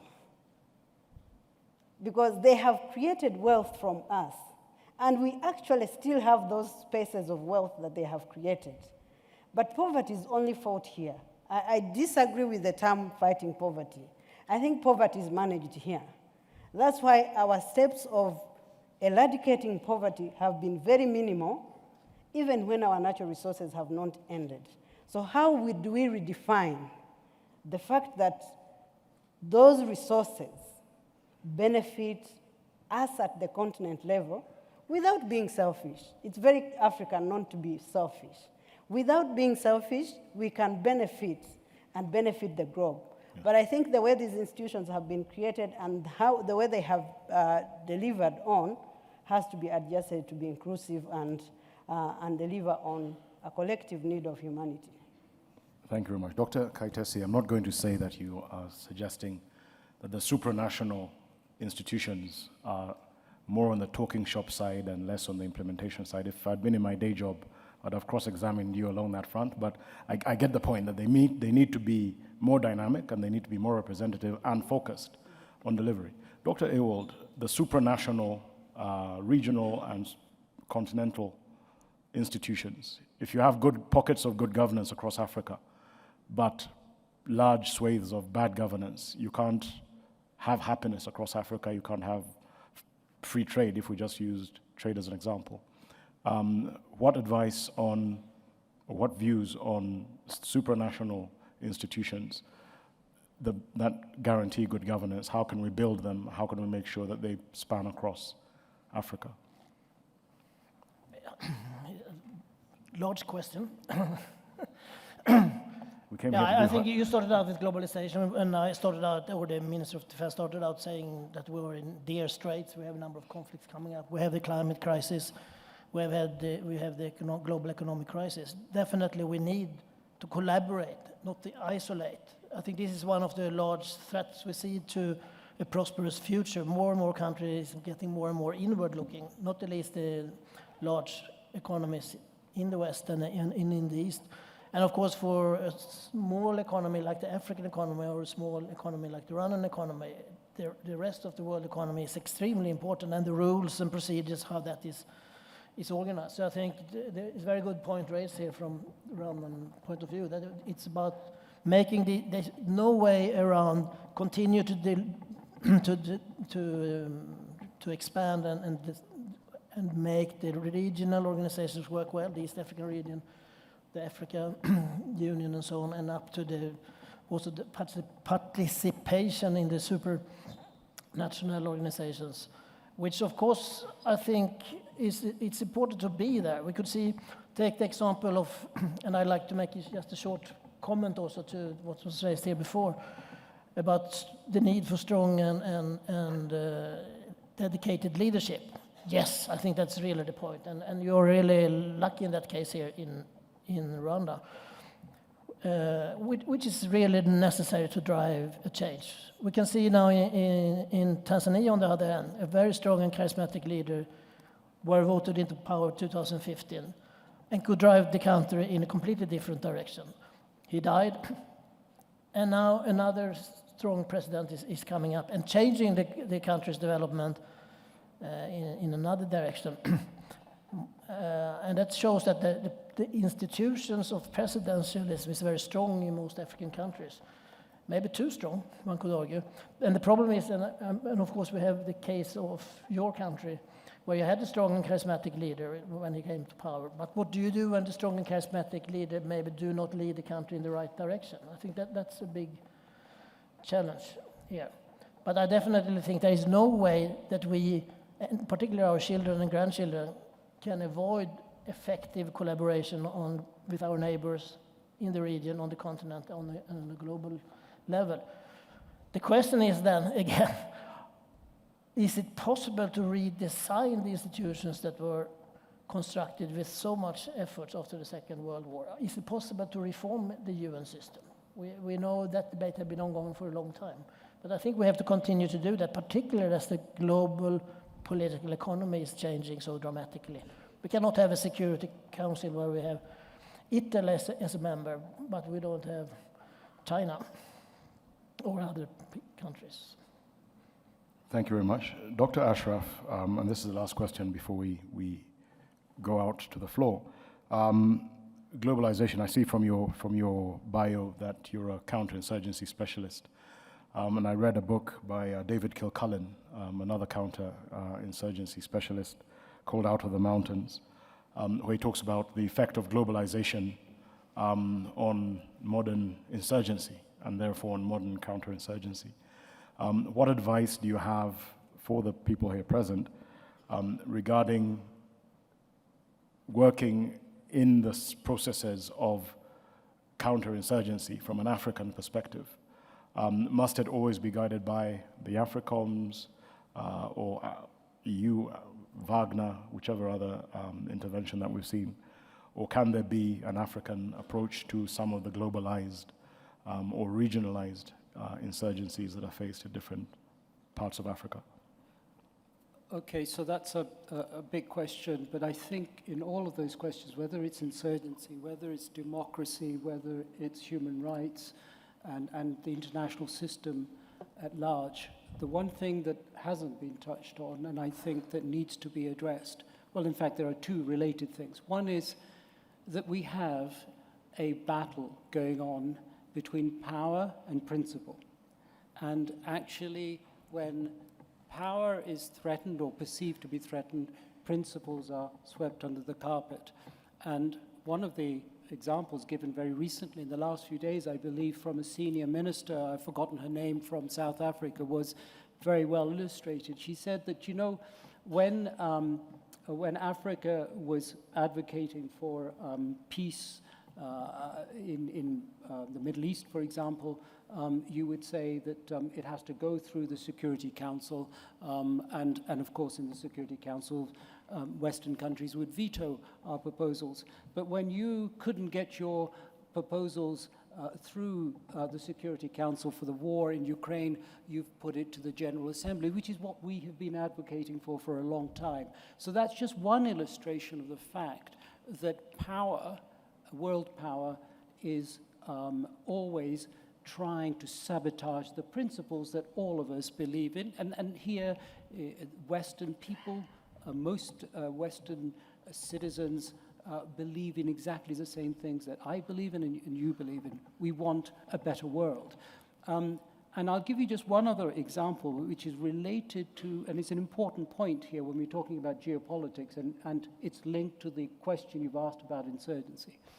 And that is that we have two parallel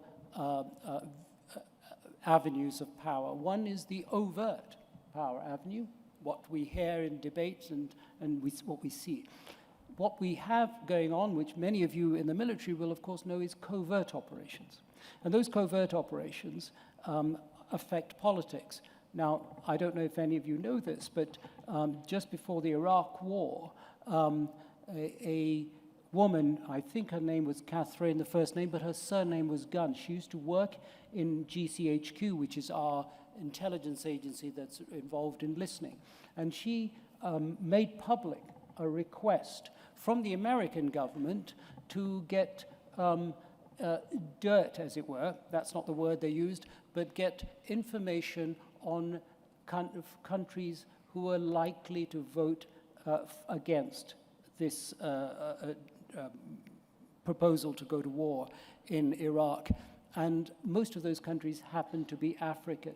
So what we were being asked to do, what our intelligence agency were being asked to do, was to find out, we all have skeletons in the cupboard, to find out how emotional pressure, how blackmail could be used to force them to vote in favor of something that was obviously against their principle.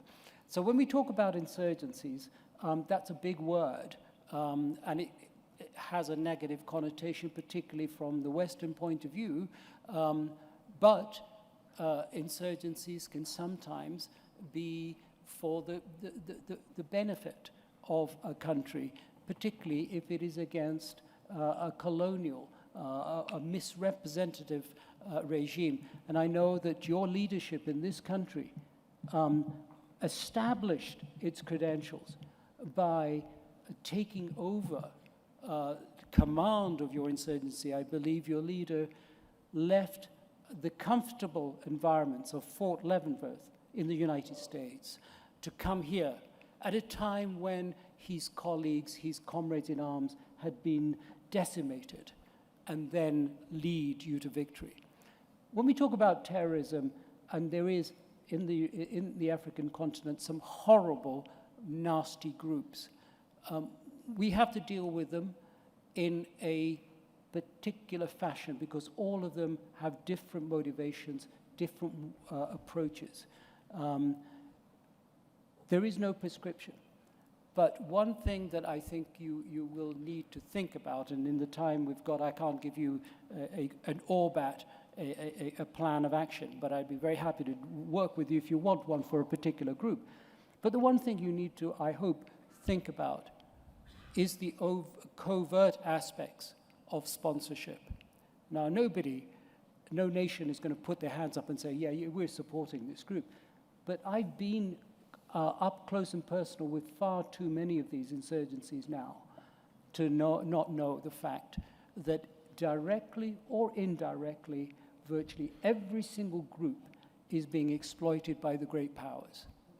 And until we address that, and until we have a democratic approach to geopolitics, and it's an approach that Africa now has the opportunity to take a leadership in, until we address that issue, whatever we do will be inefficient. Because if we kill an insurgent, the backing, wherever it comes from, will replace that within time. And that's what happened in Iraq, that's what happened in Afghanistan, the insurgencies, because they were sustainable, but they weren't getting necessarily backing from elsewhere, but because they were sustained by other means. You cannot kill your way to victory, but you can kill your way, you can fight for justice. And if you take that just approach, that the outcome is going to be a just outcome, then your strategy, your tactics will deliver, or are more likely to deliver, success. So I'm not going to address specific issues. Yes. Al-Shabaab, Al-Qaeda in the Islamic Maghreb and so on, they're all very different. And they all need different solutions, but the principles are those that I've just talked about. Remain the same. Thank you very much, Dr. Ashraf. We're now going to go to the floor and get some questions. I'm afraid you're not going to be able to ask questions covertly. You're going to have to put up your hand in order that the protocol people with the microphone will see you. I'll sweep from right to left and choose randomly. There's a question to my right. If somebody with a microphone, useful to introduce yourself by name and get straight into your question. Thank you. Thank you very much. My name is Brigadier General Ronald Rivanga. I'm the Defense and Military Spokesperson of the RDF and MOD. My question goes to Ambassador Abdulaziz Mohamed, the Director of Qatar Diplomatic Institute, the Ministry of Foreign Affairs of Qatar. I noticed that you are also a CEO of Qatar Finance and Business Academy some time back, and a Director of Corporate Development Bureau. Your experience speaks to an interesting intercourse between politics and business. Do you believe in the business model of governance, in which efficiency and results take center stage, as opposed to the common concept in most governments where special attention is placed on party politics and politics of identity, where leaders are elected to office through the popular vote, but not necessarily by the effectiveness. And it's basically popular elections versus specific selection of efficient leaders. Can you please give us your views on this? How do you reconcile these contradictions of the Western style of democracy? Thank you.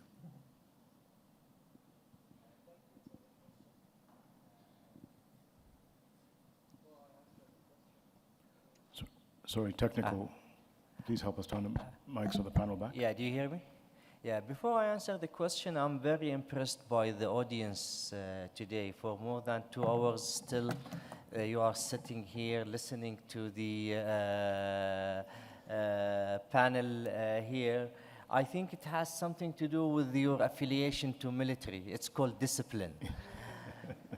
If we are in a different conference, I would see that 70% of the audience are in the coffee shop actually doing something else than listening to the panel. So thank you, and give yourself a hand of applause. Yes, I have worked in 5 different sectors actually: government sectors, semi-government sectors, and corporate or business sector. I think, or I believe, that what works in corporate and business sector does not really, or not necessarily applies and works in the government sector. Each sector has its own culture, it has its own realities, it has its own limitations. For example, if you take what everybody knows in the corporate culture and business culture, what we call KPIs. KPIs, guys, does not work in the government sector like it works in the corporate or business sector. It's completely different. The principle is correct, the principle is okay, but the implementation of KPIs in government sectors is totally different than the implementation of the KPIs in the business sector. Strategic planning, what works in terms of vision, mission, all these terminologies we use in business and corporates does not apply in the government sector. Therefore, a huge adaptation is required. I would say a huge adaptation is required. The mindset in the corporate sector is totally different than the mindset in the government sector. I'm not saying that here is right and here is wrong. I'm saying it's different.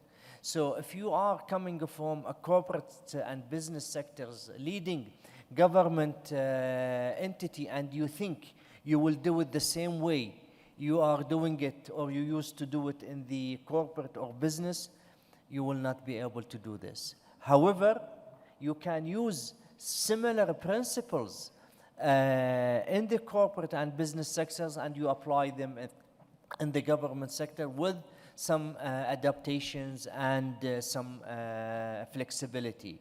Learning and development and the belief in learning and development in the government sector is different than in the corporate sectors. Target, what is called target end of the year. Transparency, accountability in the government sector is totally different than the accountability in the private sector. So, I mean, to make my answer short, the same principles, yes, but different adaptations and different utilizations and implementations in the government sector. Thank you for the question. Thank you very much, Dr. Al-Horr. Any other questions? I see a question in the middle here. So if you could stand up. Thank you. I'm Major Johnny Kawandana from the Rwanda Defense Force, a student. My question goes to Dr. Ashraf. Doctor, you just put it clearly that African leaders should not take lectures on good governance and human rights principles. Rather, we should define our case according to our culture, values, and context. However, we know that these lecturers of good governance and human rights principles use various means, including loans, financial grants, and when they fail, they opt to use of force. In fact, they use the approach of one of the great philosophers called Niccolo Machiavelli, that means justify ends. So my question is, how can African leaders stop taking lectures from the West despite the guns pointing on their heads? Thank you, sir.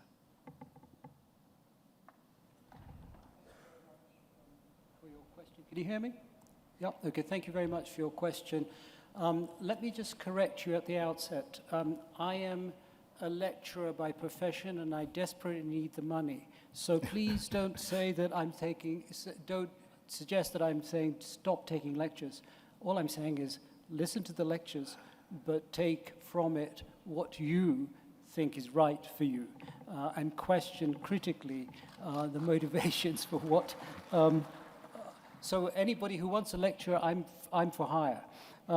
You mentioned loans and financial plans, and I think it's a very good point that you mentioned, and in the time that we have for questions, I didn't want to extend this, but it was summed up in that phrase that I used, the ecosystem. It entraps you and it enslaves you. It's a form of neocolonialism. Financial enslavement is what I would call it. And the solution to that is to be an intelligent customer.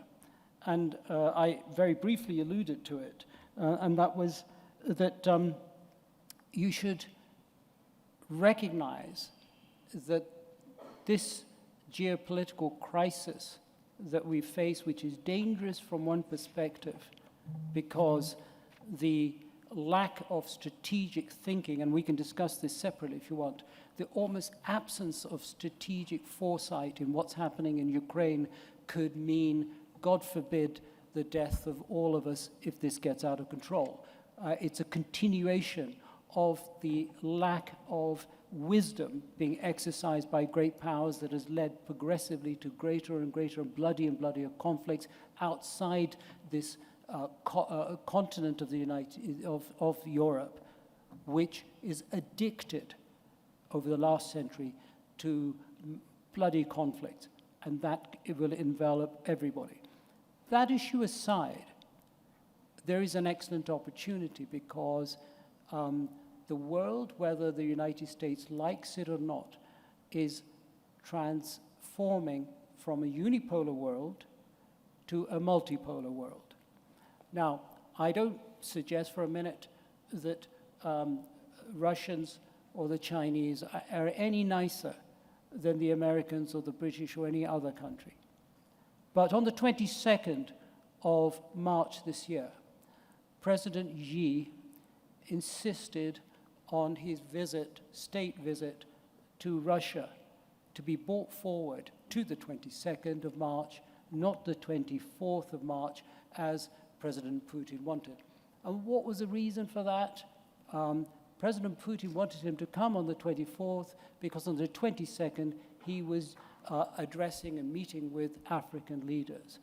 But President Xi wanted to come on the 22nd because it's the equinox.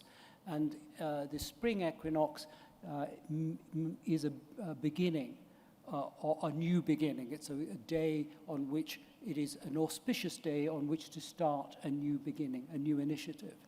And that new initiative was in part summed up by President Putin's speech to the African delegates just before he rushed off to the airport to receive Xi, when he said that we are now going to transform into a new world order with, amongst other things, greater cultural diversity.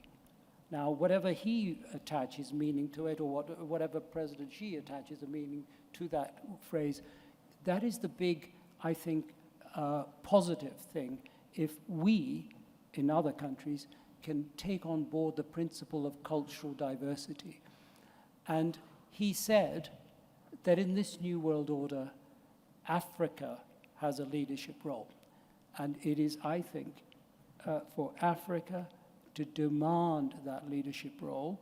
And one of the things that you do is to take, if you like, lectures on how to be intelligent customers, on how to avoid anything, any deals that involve a compromise of sovereignty, and at all costs avoid a debt trap, and also take lectures on how to look through the narrative wars that are going on at the moment about whether the West is good for you or China is good for you, whether China is going to cause you a debt trap or whether the West is going to cause you a debt trap.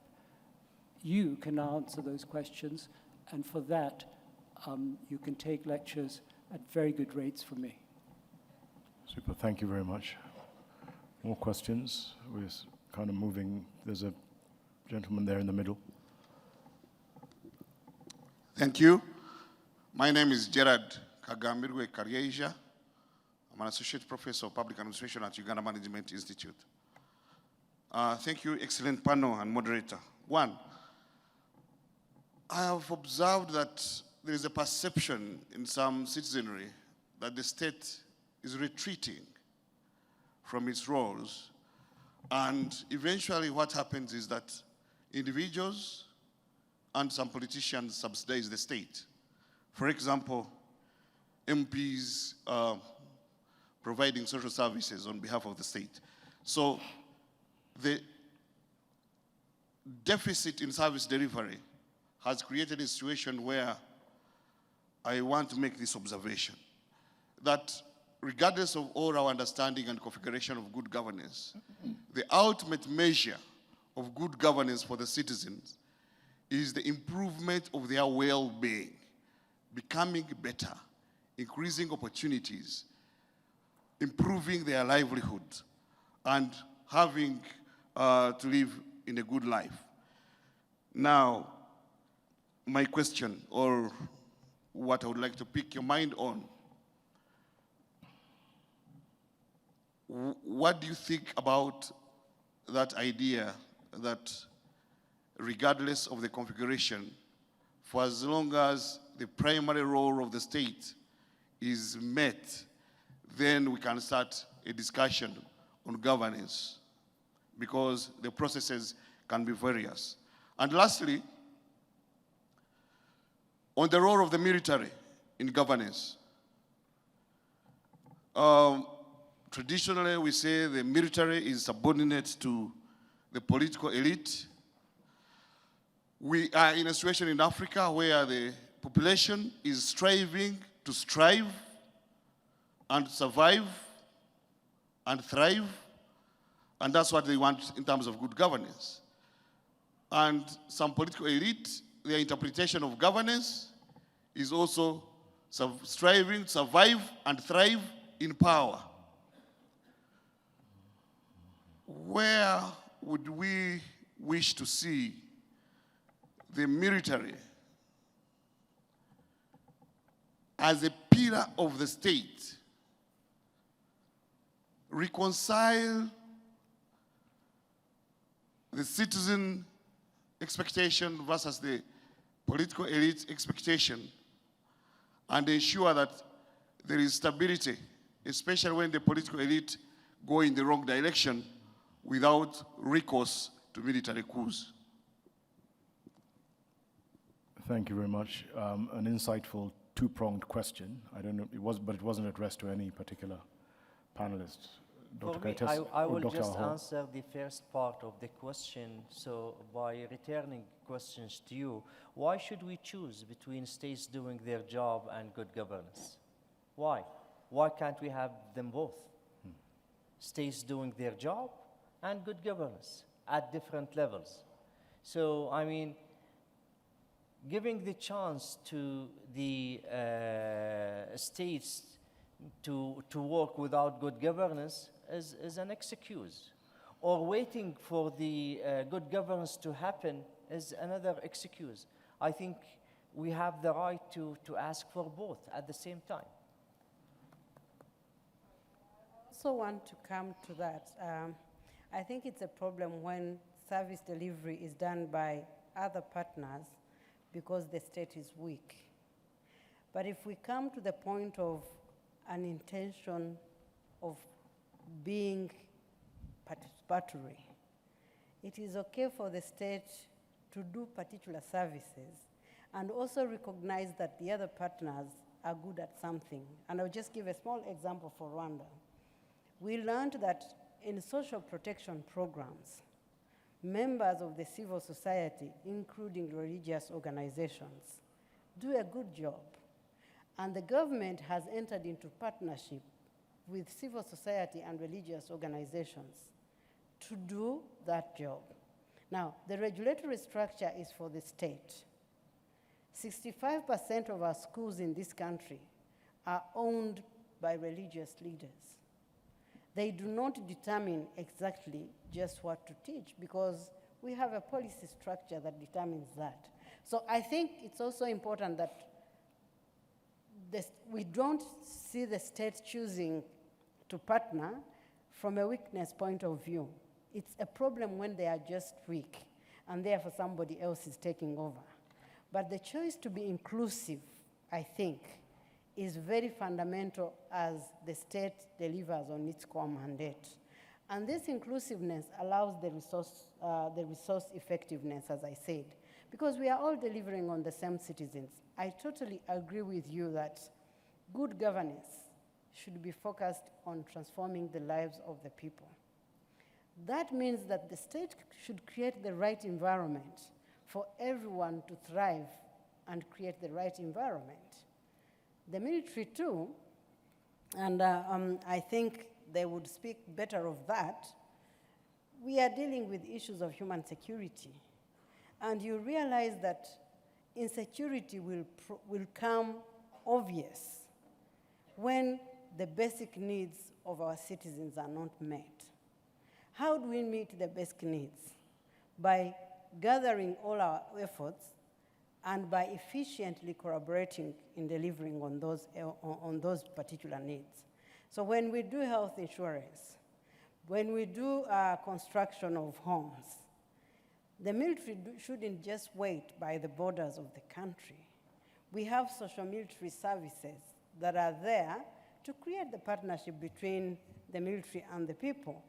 And they bring the good resources that the military have for access of services to the people.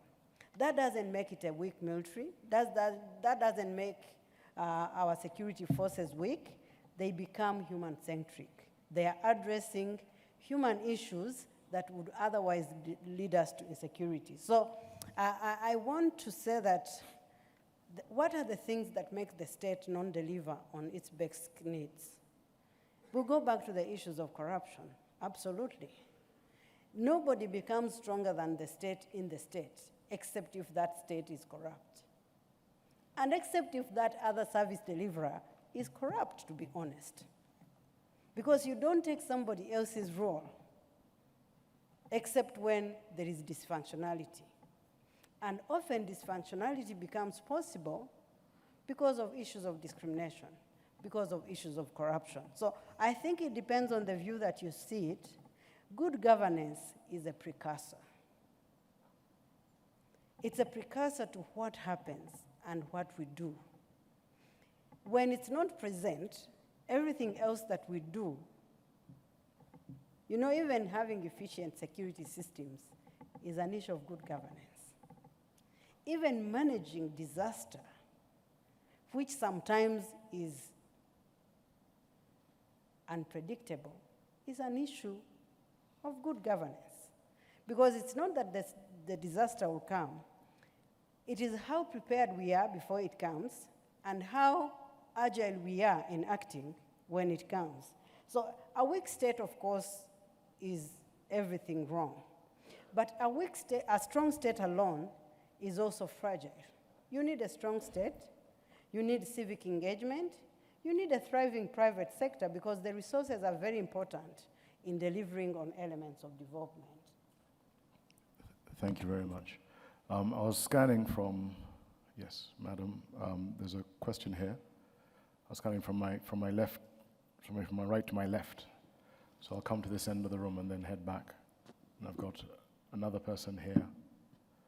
Thank you so much. My name is Rosette Hundefura. I'm a PhD candidate in peace and security in the University of Rwanda in partnership with Gothenburg University. I would like to thank the panelists. Your insight was really amazing. My question goes to Dr. Ashraf. We all know that in African continent, the majority are women. But when it comes to governance, representation, women are still very few in representation, different governance structures, even in the military forces. And we all know that to have sustainable development, to have sustainable peace, we need to engage women, men, and youth. What can be done to really engage women and youth for sustainable peace? Thank you. Thank you very much. I think your question, and forgive me because I didn't hear every single word, but I think your question is, what do we need to do to engage women and young people more in sustainable governance? And it's a very important, open question. The answer is not singular. But as we've touched on in different points that we've all made, it is about belief in the role of different aspects or different facets of our society. It is about respecting and empowering and reflecting the various diverse views that you have, whether they're from different ethnic aspects of your society or gender aspects. I'm a little bit surprised to get this question because sadly, as I've alluded to, I'm not as well educated on Africa as I ought to be, and I ask your forgiveness for that. But my impression is that you are doing a great deal better than many countries. I was told just yesterday that you have 61% of women in parliament. That's a pretty huge difference. I may be wrong, but that's what I remember, and I may have misheard the point. Yes, I'm sure Rwanda could do a great deal better. You want from me how you can do better? My answer will be really, as I've alluded to and other panelists have said, it is for you to decide how you as women want to contribute and ensure that you fight for it in the appropriate manner. And young people too should be able to reflect their wishes and thoughts and should be empowered to do so. A lot of it comes down to culture. And I admit, like everybody else, I had my own prejudices and preconceptions. And when I first was given the task of producing a training course for diplomats from Qatar, as it appears, what I discovered was that we got, out of the 15 students sent to me from Qatar, diplomats, 5 were women, 10 were men. But those 5 women were amongst the top 6 or 7 every time. And it is I don't know what Qatar does, maybe we can find out, but it is the society It's the beliefs in society. And I've already mentioned to you when I went to Qatar on a completely different issue, on cybersecurity, on fintech. It was what struck me was that women were in leadership positions. They dominated this area. So whatever works for Qatar may not work here, but it's for you as a society to work towards it. Avoid prescriptive solutions. Avoid targets. Work to changing beliefs because they'll be sustainable. As I mentioned before, that in the West, we work to targets, but we find that those targets fail us. Maybe 40 years later, 50 years later, that discrimination is going on. People not respecting the other, whether it's a woman, a man, or some other minority. Value, and indeed I would personally go as far as to say love your fellow human being. And if you do that, you will solve most of these problems. But if you follow prescriptions, you will get success because people will measure you against those data. But underneath it, whatever is holding you back will continue to hold you back, but it will go covert rather than overt. Thank you, Dr. Ashraf. There was a question in this corner, lady here.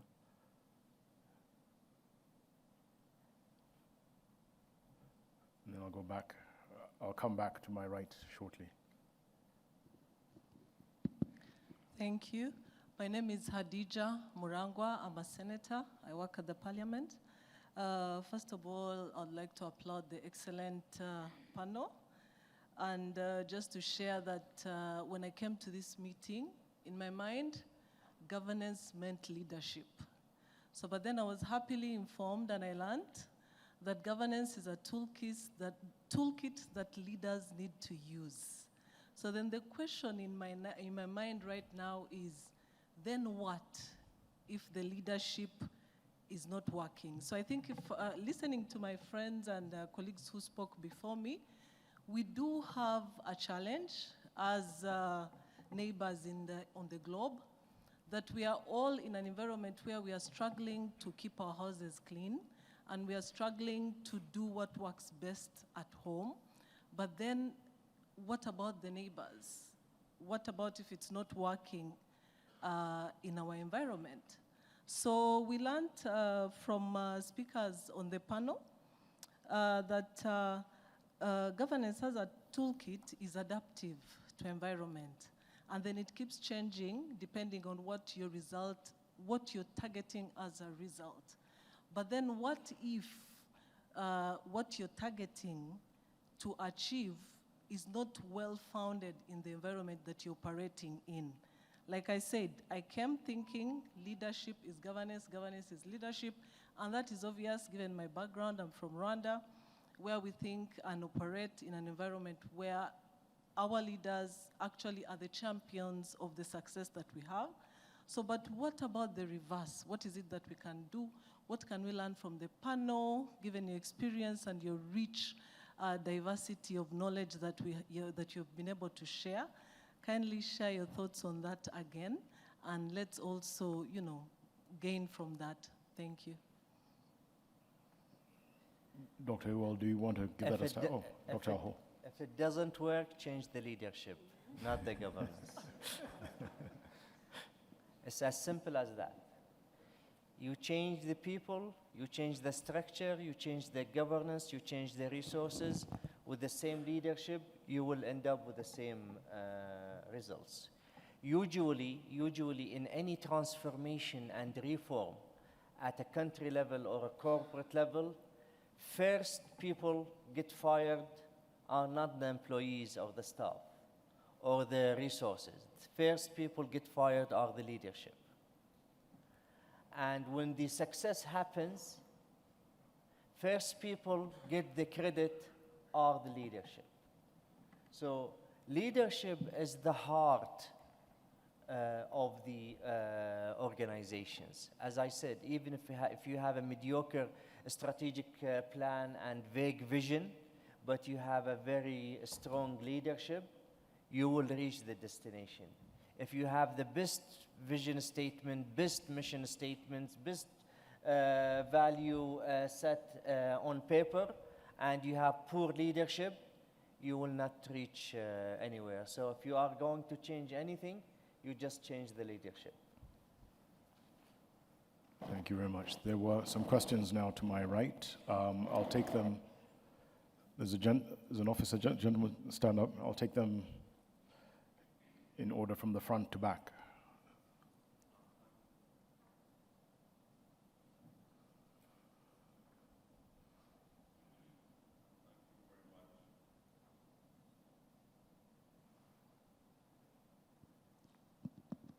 Thank you very much, moderator. And through you, please pass on my commendation to the panelists for very commendable and brilliant discourse that they have taken us through this first session. I'm Major General George Gumba, Commandant, Senior Commander and Staff College, Chimaka, Uganda.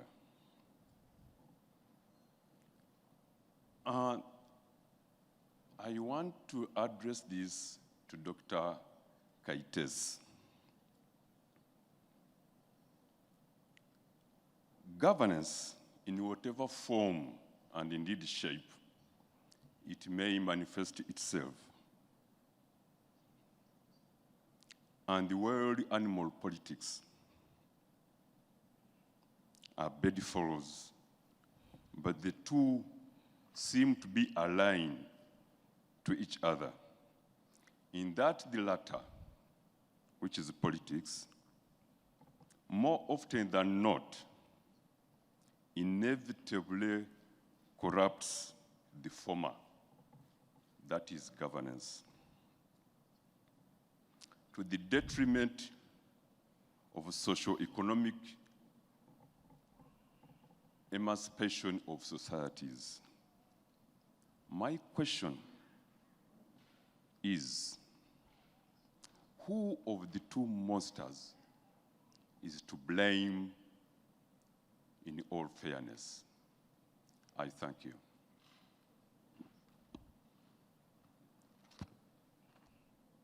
Thank you very much. I don't know if these two monsters are two, actually. Maybe I should start by saying it depends on why you make them two. Because politics can also be good politics. And I think governance and good politics actually almost mean the same. My institution is also in charge of registering political organizations, what many people call political parties. And when a political organization wants to register, the key things that we look at is what is your political, we don't determine your political line. You determine your political line. But you determine your political line on the basis of constitutional values that this country has set. They include inclusiveness, they include, of course, delivering politics that improve people's lives. So I think it's less of who is to blame in the two monsters, but the question is who makes them monsters. Because politics is the governance or management of society. What makes it a negative thing? And I'm not a political scientist, so I agree if you take my description of politics as very basic, but that's how I should want to understand it. We cannot become monsters and blame politics. I actually think we come as monsters and use politics as the space to demonstrate our monsterships. And that goes aligned with governance.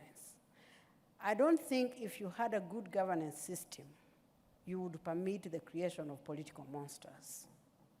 Because that system, exactly what he said, that system tells you this is a monster, they shouldn't be delivering on public interest. This is a monster, they shouldn't be delivering on governance. This is a monster, they shouldn't be doing politics.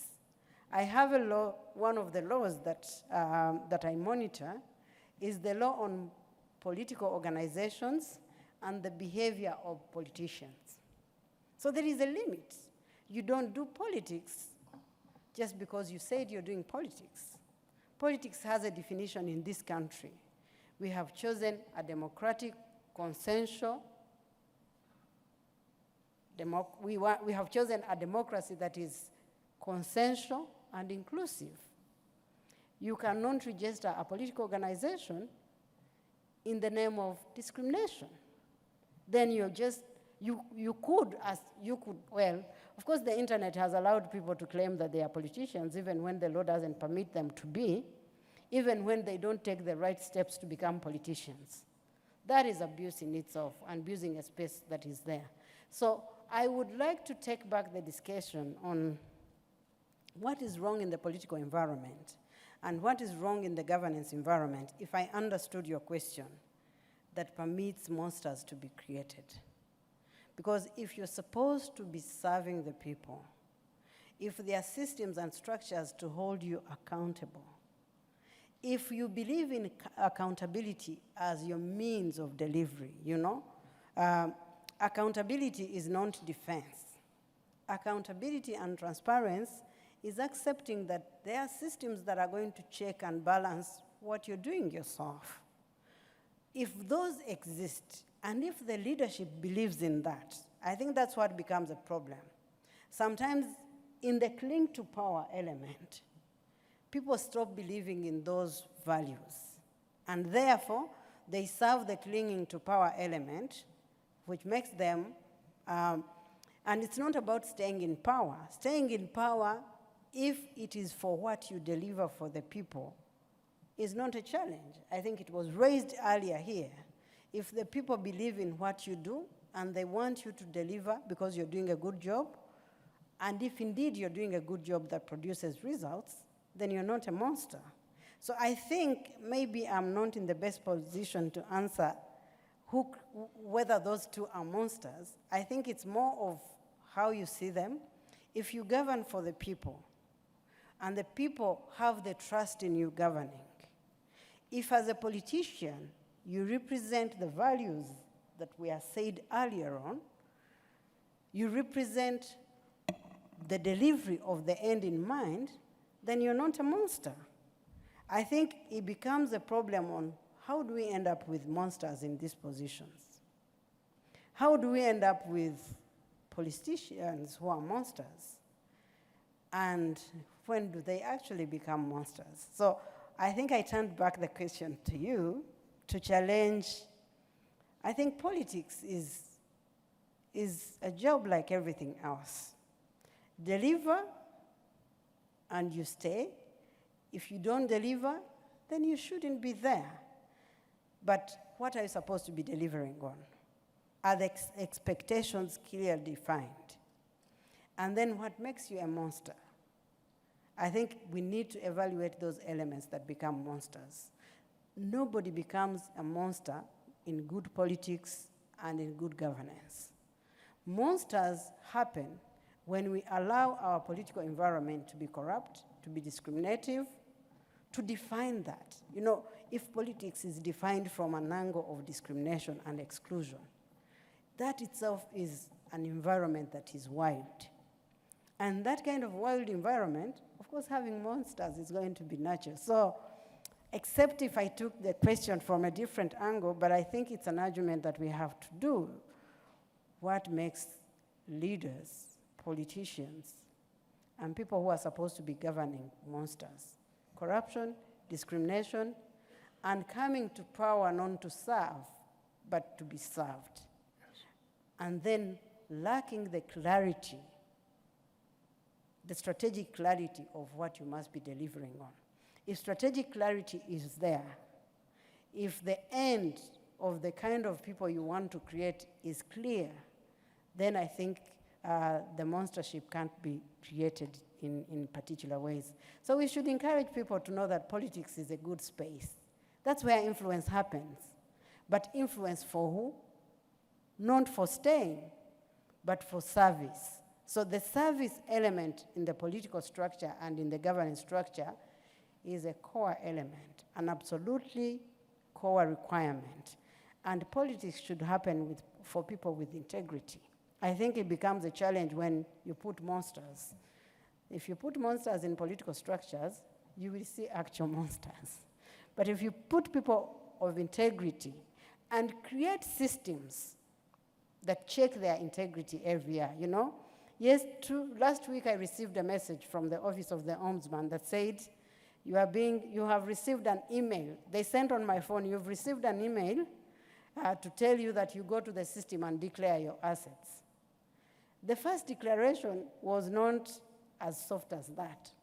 People were not willing buyers to declare.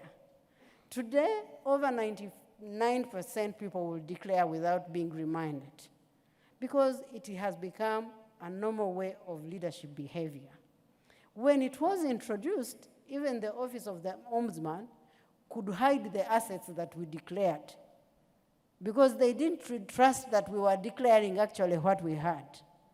Because it has come into culture, they even give us access to what we had declared earlier, for us to say, we still have this property, or we have lost this property and have gained this new property. So culture also gets created to avoid monstership. So I think it's really the political environment, the governance environment, and how you build integrity in leadership as you deliver on your governance and leadership and political priorities. Thank you very much. Dr. Kayitesi likes lions, doesn't like monsters. There's in the middle, two in the middle. We'll take, in light of the time, maybe 3, 4 more questions. So 2 or 3 questions right there in the middle, to my right.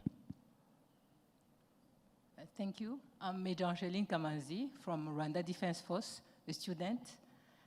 Thank you, dear moderator and members of the panel, for the discussion well delivered. I would like to start with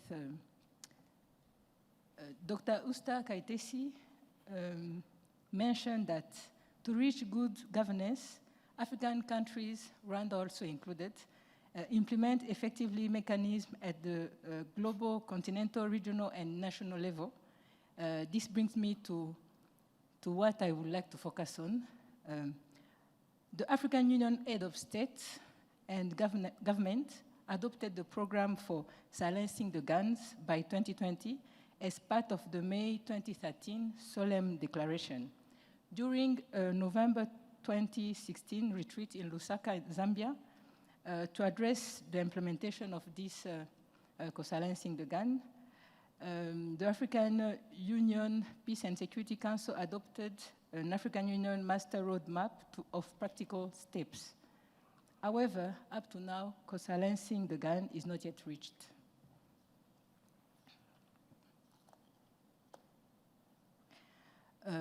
My question is, what can we do as African countries to reach silencing the guns in Africa to achieve peace and security, which may lead to the possibility to achieve good governance for all African states?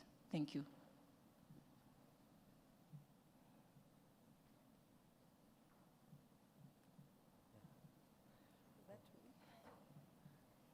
Which who has experience in this? Anybody can take it. Dr. Ewald, did you understand it? Well, I think I'm the most African on the panel, and therefore I would take the question, even though that's not my very specific area of expertise. But I think really it goes around commitment, but also goes beyond and ask, what makes the guns unsilent on this continent? What are the factors that lead to the environment of us not being able to deliver on that? Peace is a prerequisite for the development of this continent. And I guess sometimes what causes the presence of the noise of the guns, let me use it very easily, is what has informed the absence of peace in this country. So if you look at what is causing us wars, what are the new dimensions of the wars that we are getting today? And what does it take us to get to silencing the guns? Exactly, I think. It goes back to the question of implementation. It goes back to the issues of geopolitics, you know? Who defines our geopolitics? And how are we under the influence of geopolitics as participants? So the continent itself is participating. Look at how many mechanisms we have adapted to pursue peace, and how many of them have not been given the actual capacity to deliver, and what informs that. I think discussing on the implementation of the silencing of the gun, we should first of all celebrate that there was a political will on the leadership of the continent to silence the gun. But what challenges the implementation goes back to interrogating how much is African in the implementation and how much of the geopolitical space is influencing that. So I would go to the direction of interrogating that itself. I think the African continent lacks peace, not because it is not capable of having peace, but it is what, as a region,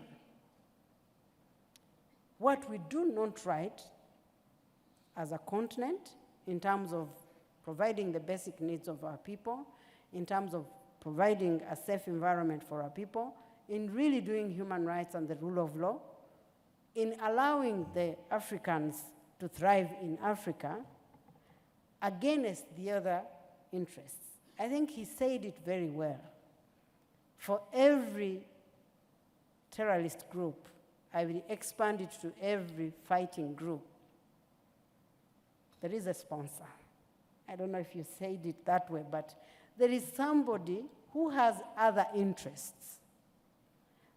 Which interests are going to be able to be achieved best in the beauty of the guns?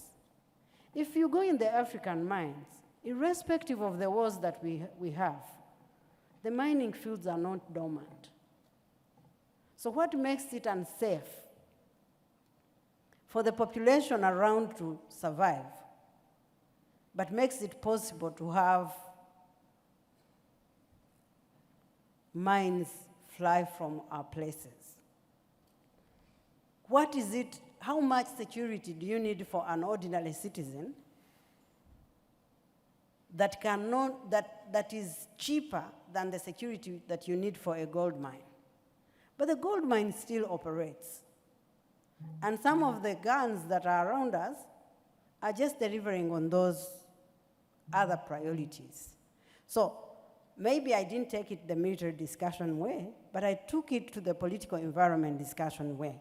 The geopolitics make the number of wars that we experience. And of course, silencing the guns, and that's where I'm going to end it at. I think silencing the guns goes beyond an African commitment. So while the African heads of states have made a very strong and clear commitment, our other partners have to make a similar commitment.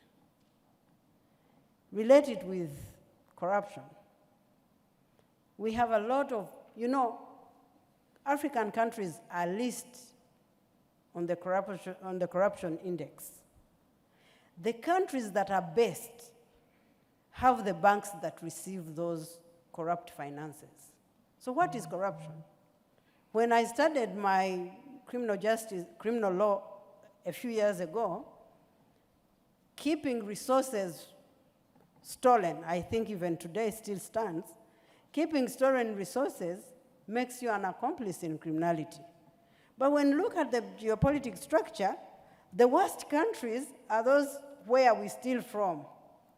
Those who preserve and keep the goals that we steal are the best non-corrupt countries. It goes back to the definitions.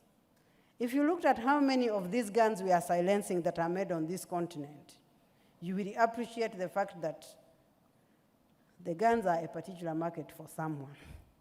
And therefore, we have to collaborate on silencing the gun beyond the political will of the African heads of states, which is a great milestone. And of course, we go back and interrogate if that political will is real for all the heads of states that committed to that. Thank you very much. I think Dr. Ewald wanted to say something about that as well. May I chip in something? Yes. No, I think they are very good points. And I think if you look at conflicts in general, not only in Africa, but all conflicts are almost conflicts without borders. You have a local conflict is always embedded in a national conflict. The national conflict is always embedded in the regional conflict and the regional, in the global conflict in one way or another. That means it's impossible to solve local conflicts without trying to address all levels at the same time. The problem, though, is, again, what we talk about here, war as a consequence of bad governance. Because if you should have institutions that could be able to manage conflicts, of course they have to be designed in a way so they really address the underlying sources of the conflict. And that's problematic. The Russian war in Ukraine is a good example of that. There was no mechanism really to deal with the different sides' security interests. It couldn't be dealt with in the EU, as Ukraine is not a member of the EU. It could not be done within NATO, of course, as Russia is not a member of NATO, and so on. There was lack of forums, and I think that's the same for many of the conflicts in Africa. There are a lot of improvements. It's an impressive number of institutions, both on local and national and regional level. But I think they need to be strengthened, and it needs to be done in a context which is make me have difficult to sleep. I'm from Germany from the beginning. My father grew up in Berlin during the Second World War, and he's crying every night, calling me now, saying, we didn't think this should happen in Europe again, that they're bombing accommodation. And I think we are in a very, very dangerous situation now, because there are strong states that are not interested to build up functioning international institutions to handle existing conflicts, or at least are not that interested, and instead of weakening those that are there. And I think we all have to look into the election in the United States next year. It could be a very dramatic development when it comes to global governance and for the development in Africa as well. Thank you very much. We'll take two more questions. There was supposed to be a written exam, but we're running out of time. There's a question here in the middle, and there's a question at the back, closer to the back. Let's take the one at the very back first, and then we'll take the one in the middle. Let's take the one right at the back, then we'll come to you, sir. I'm Dr. Mumon Zhao from the National Defense College, a college of the National Defense University, Kenya. And I'm fascinated by this discussion. I agree totally with Dr. Kayitesi on the aspect of leadership.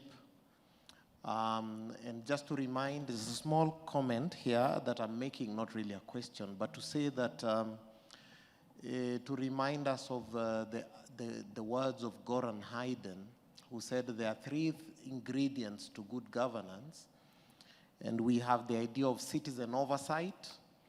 So if citizens know what they should tell their leaders and so on, so matters of civic education, so that our citizens know what to look up to. Then there is the issue of social reciprocity. And this is where the whole idea of culture comes in, political culture. And one of the speakers said that we should run away from Western prescriptions or any other prescription, but look for what is good for us. You need a philosophy. And at the core of every society are those higher ideals that we look up to. And once a society is clear on what it wants, then it is able to produce the right leadership.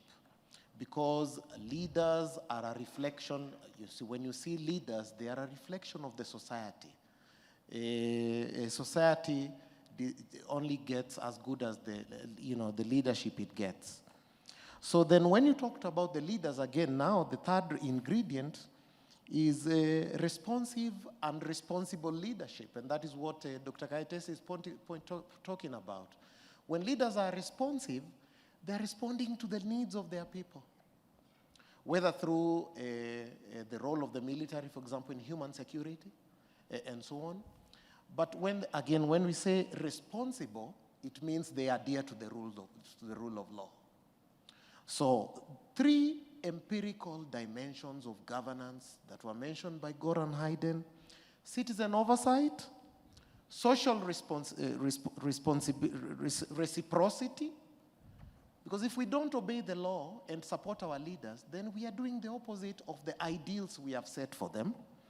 And at the same time, responsive and responsible leadership. If those three work together, then we will meet our ideals. But our political culture must be guided by what we agree amongst ourselves that we want. And as Africans, we don't have to reinvent the wheel. We have seen the entire history, and all we have to agree is set our ideals and work towards them, and support our leaders, and support the rule of law, and things would work for us. Because, again, we say, a political system that functions is that one that is able to set goals and attain them. Of course, there are problems of resources in Africa. But of course, there's resources that just get lost to corruption and other things. If we work, we set ideals, and we work for them, and we are disciplined towards meeting them, then we can do just as good as any other person in the world, just as good as China, just as good as Japan or any other country. And that's my feel about this whole discussion of governance. Thank you very much. Thank you very much, Doctor. There was a question in the middle here, sir.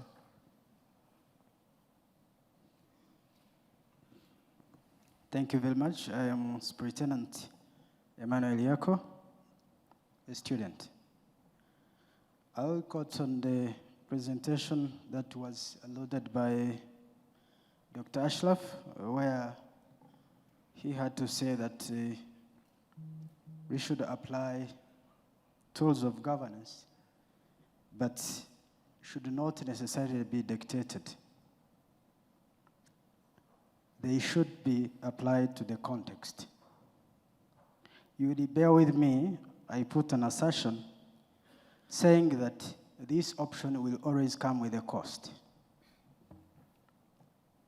In a similar context, very many African countries, Rwanda inclusive, have met a series of pressure. I don't want to mention what Rwanda has gone through. You have an experience for those one who knows better than me. And I take my question to Dr. Abdulaziz. Borrowing the experience of which your country has gone through and bringing back the 2017-13 sanctioned by the neighbors, of which to my assumption is slightly or more or less connected to the orchestration of the ones I should have to say, yes, you came out of that, and I just imagine some African countries that don't have that financial muscle that you have. What should be the model to overcome? Should they take the options? And the options come with a cost. Thank you, sir. Okay, we have time just for that quick answer. Yeah, I'll answer just our comment on the last portion of the question. What made us really go through and succeed and overcome the blockade is not the resources or the money. Actually, a lot of nations have more money than Qatar. What made us go through this blockade is the leadership, is the people in Qatar, is the good management of the resources, is all the bilateral relationships with the world, is all the multilateral relationship with the world, is the mediation and conflict resolutions that we have been participating and engaged in throughout our political history, is all of the friends all over the world who did not believe in the cause of the blockade against Qatar. So I think this is what made us really succeed and face the blockade. Everybody at all levels, political level, military level, civil level, everybody worked together, and we learned a lot of lessons during the 4 years of blockade. Thank you. Thank you very much. Ladies and gentlemen, it's precisely 1 o'clock. I think our session has been great, but all good things, as well as bad, must come to an end. So I'd like us to put our hands together to thank the panelists for a job very well done. I thank you very much for having been attentive. There was supposed to be a written exam. Unfortunately, we couldn't do it in this session. I'm told by the organizers that it will be done on the 3rd day. So please, we'll expect that you've taken good notes, and you'll be asked lots of questions about lions and monsters. Thank you very, very much.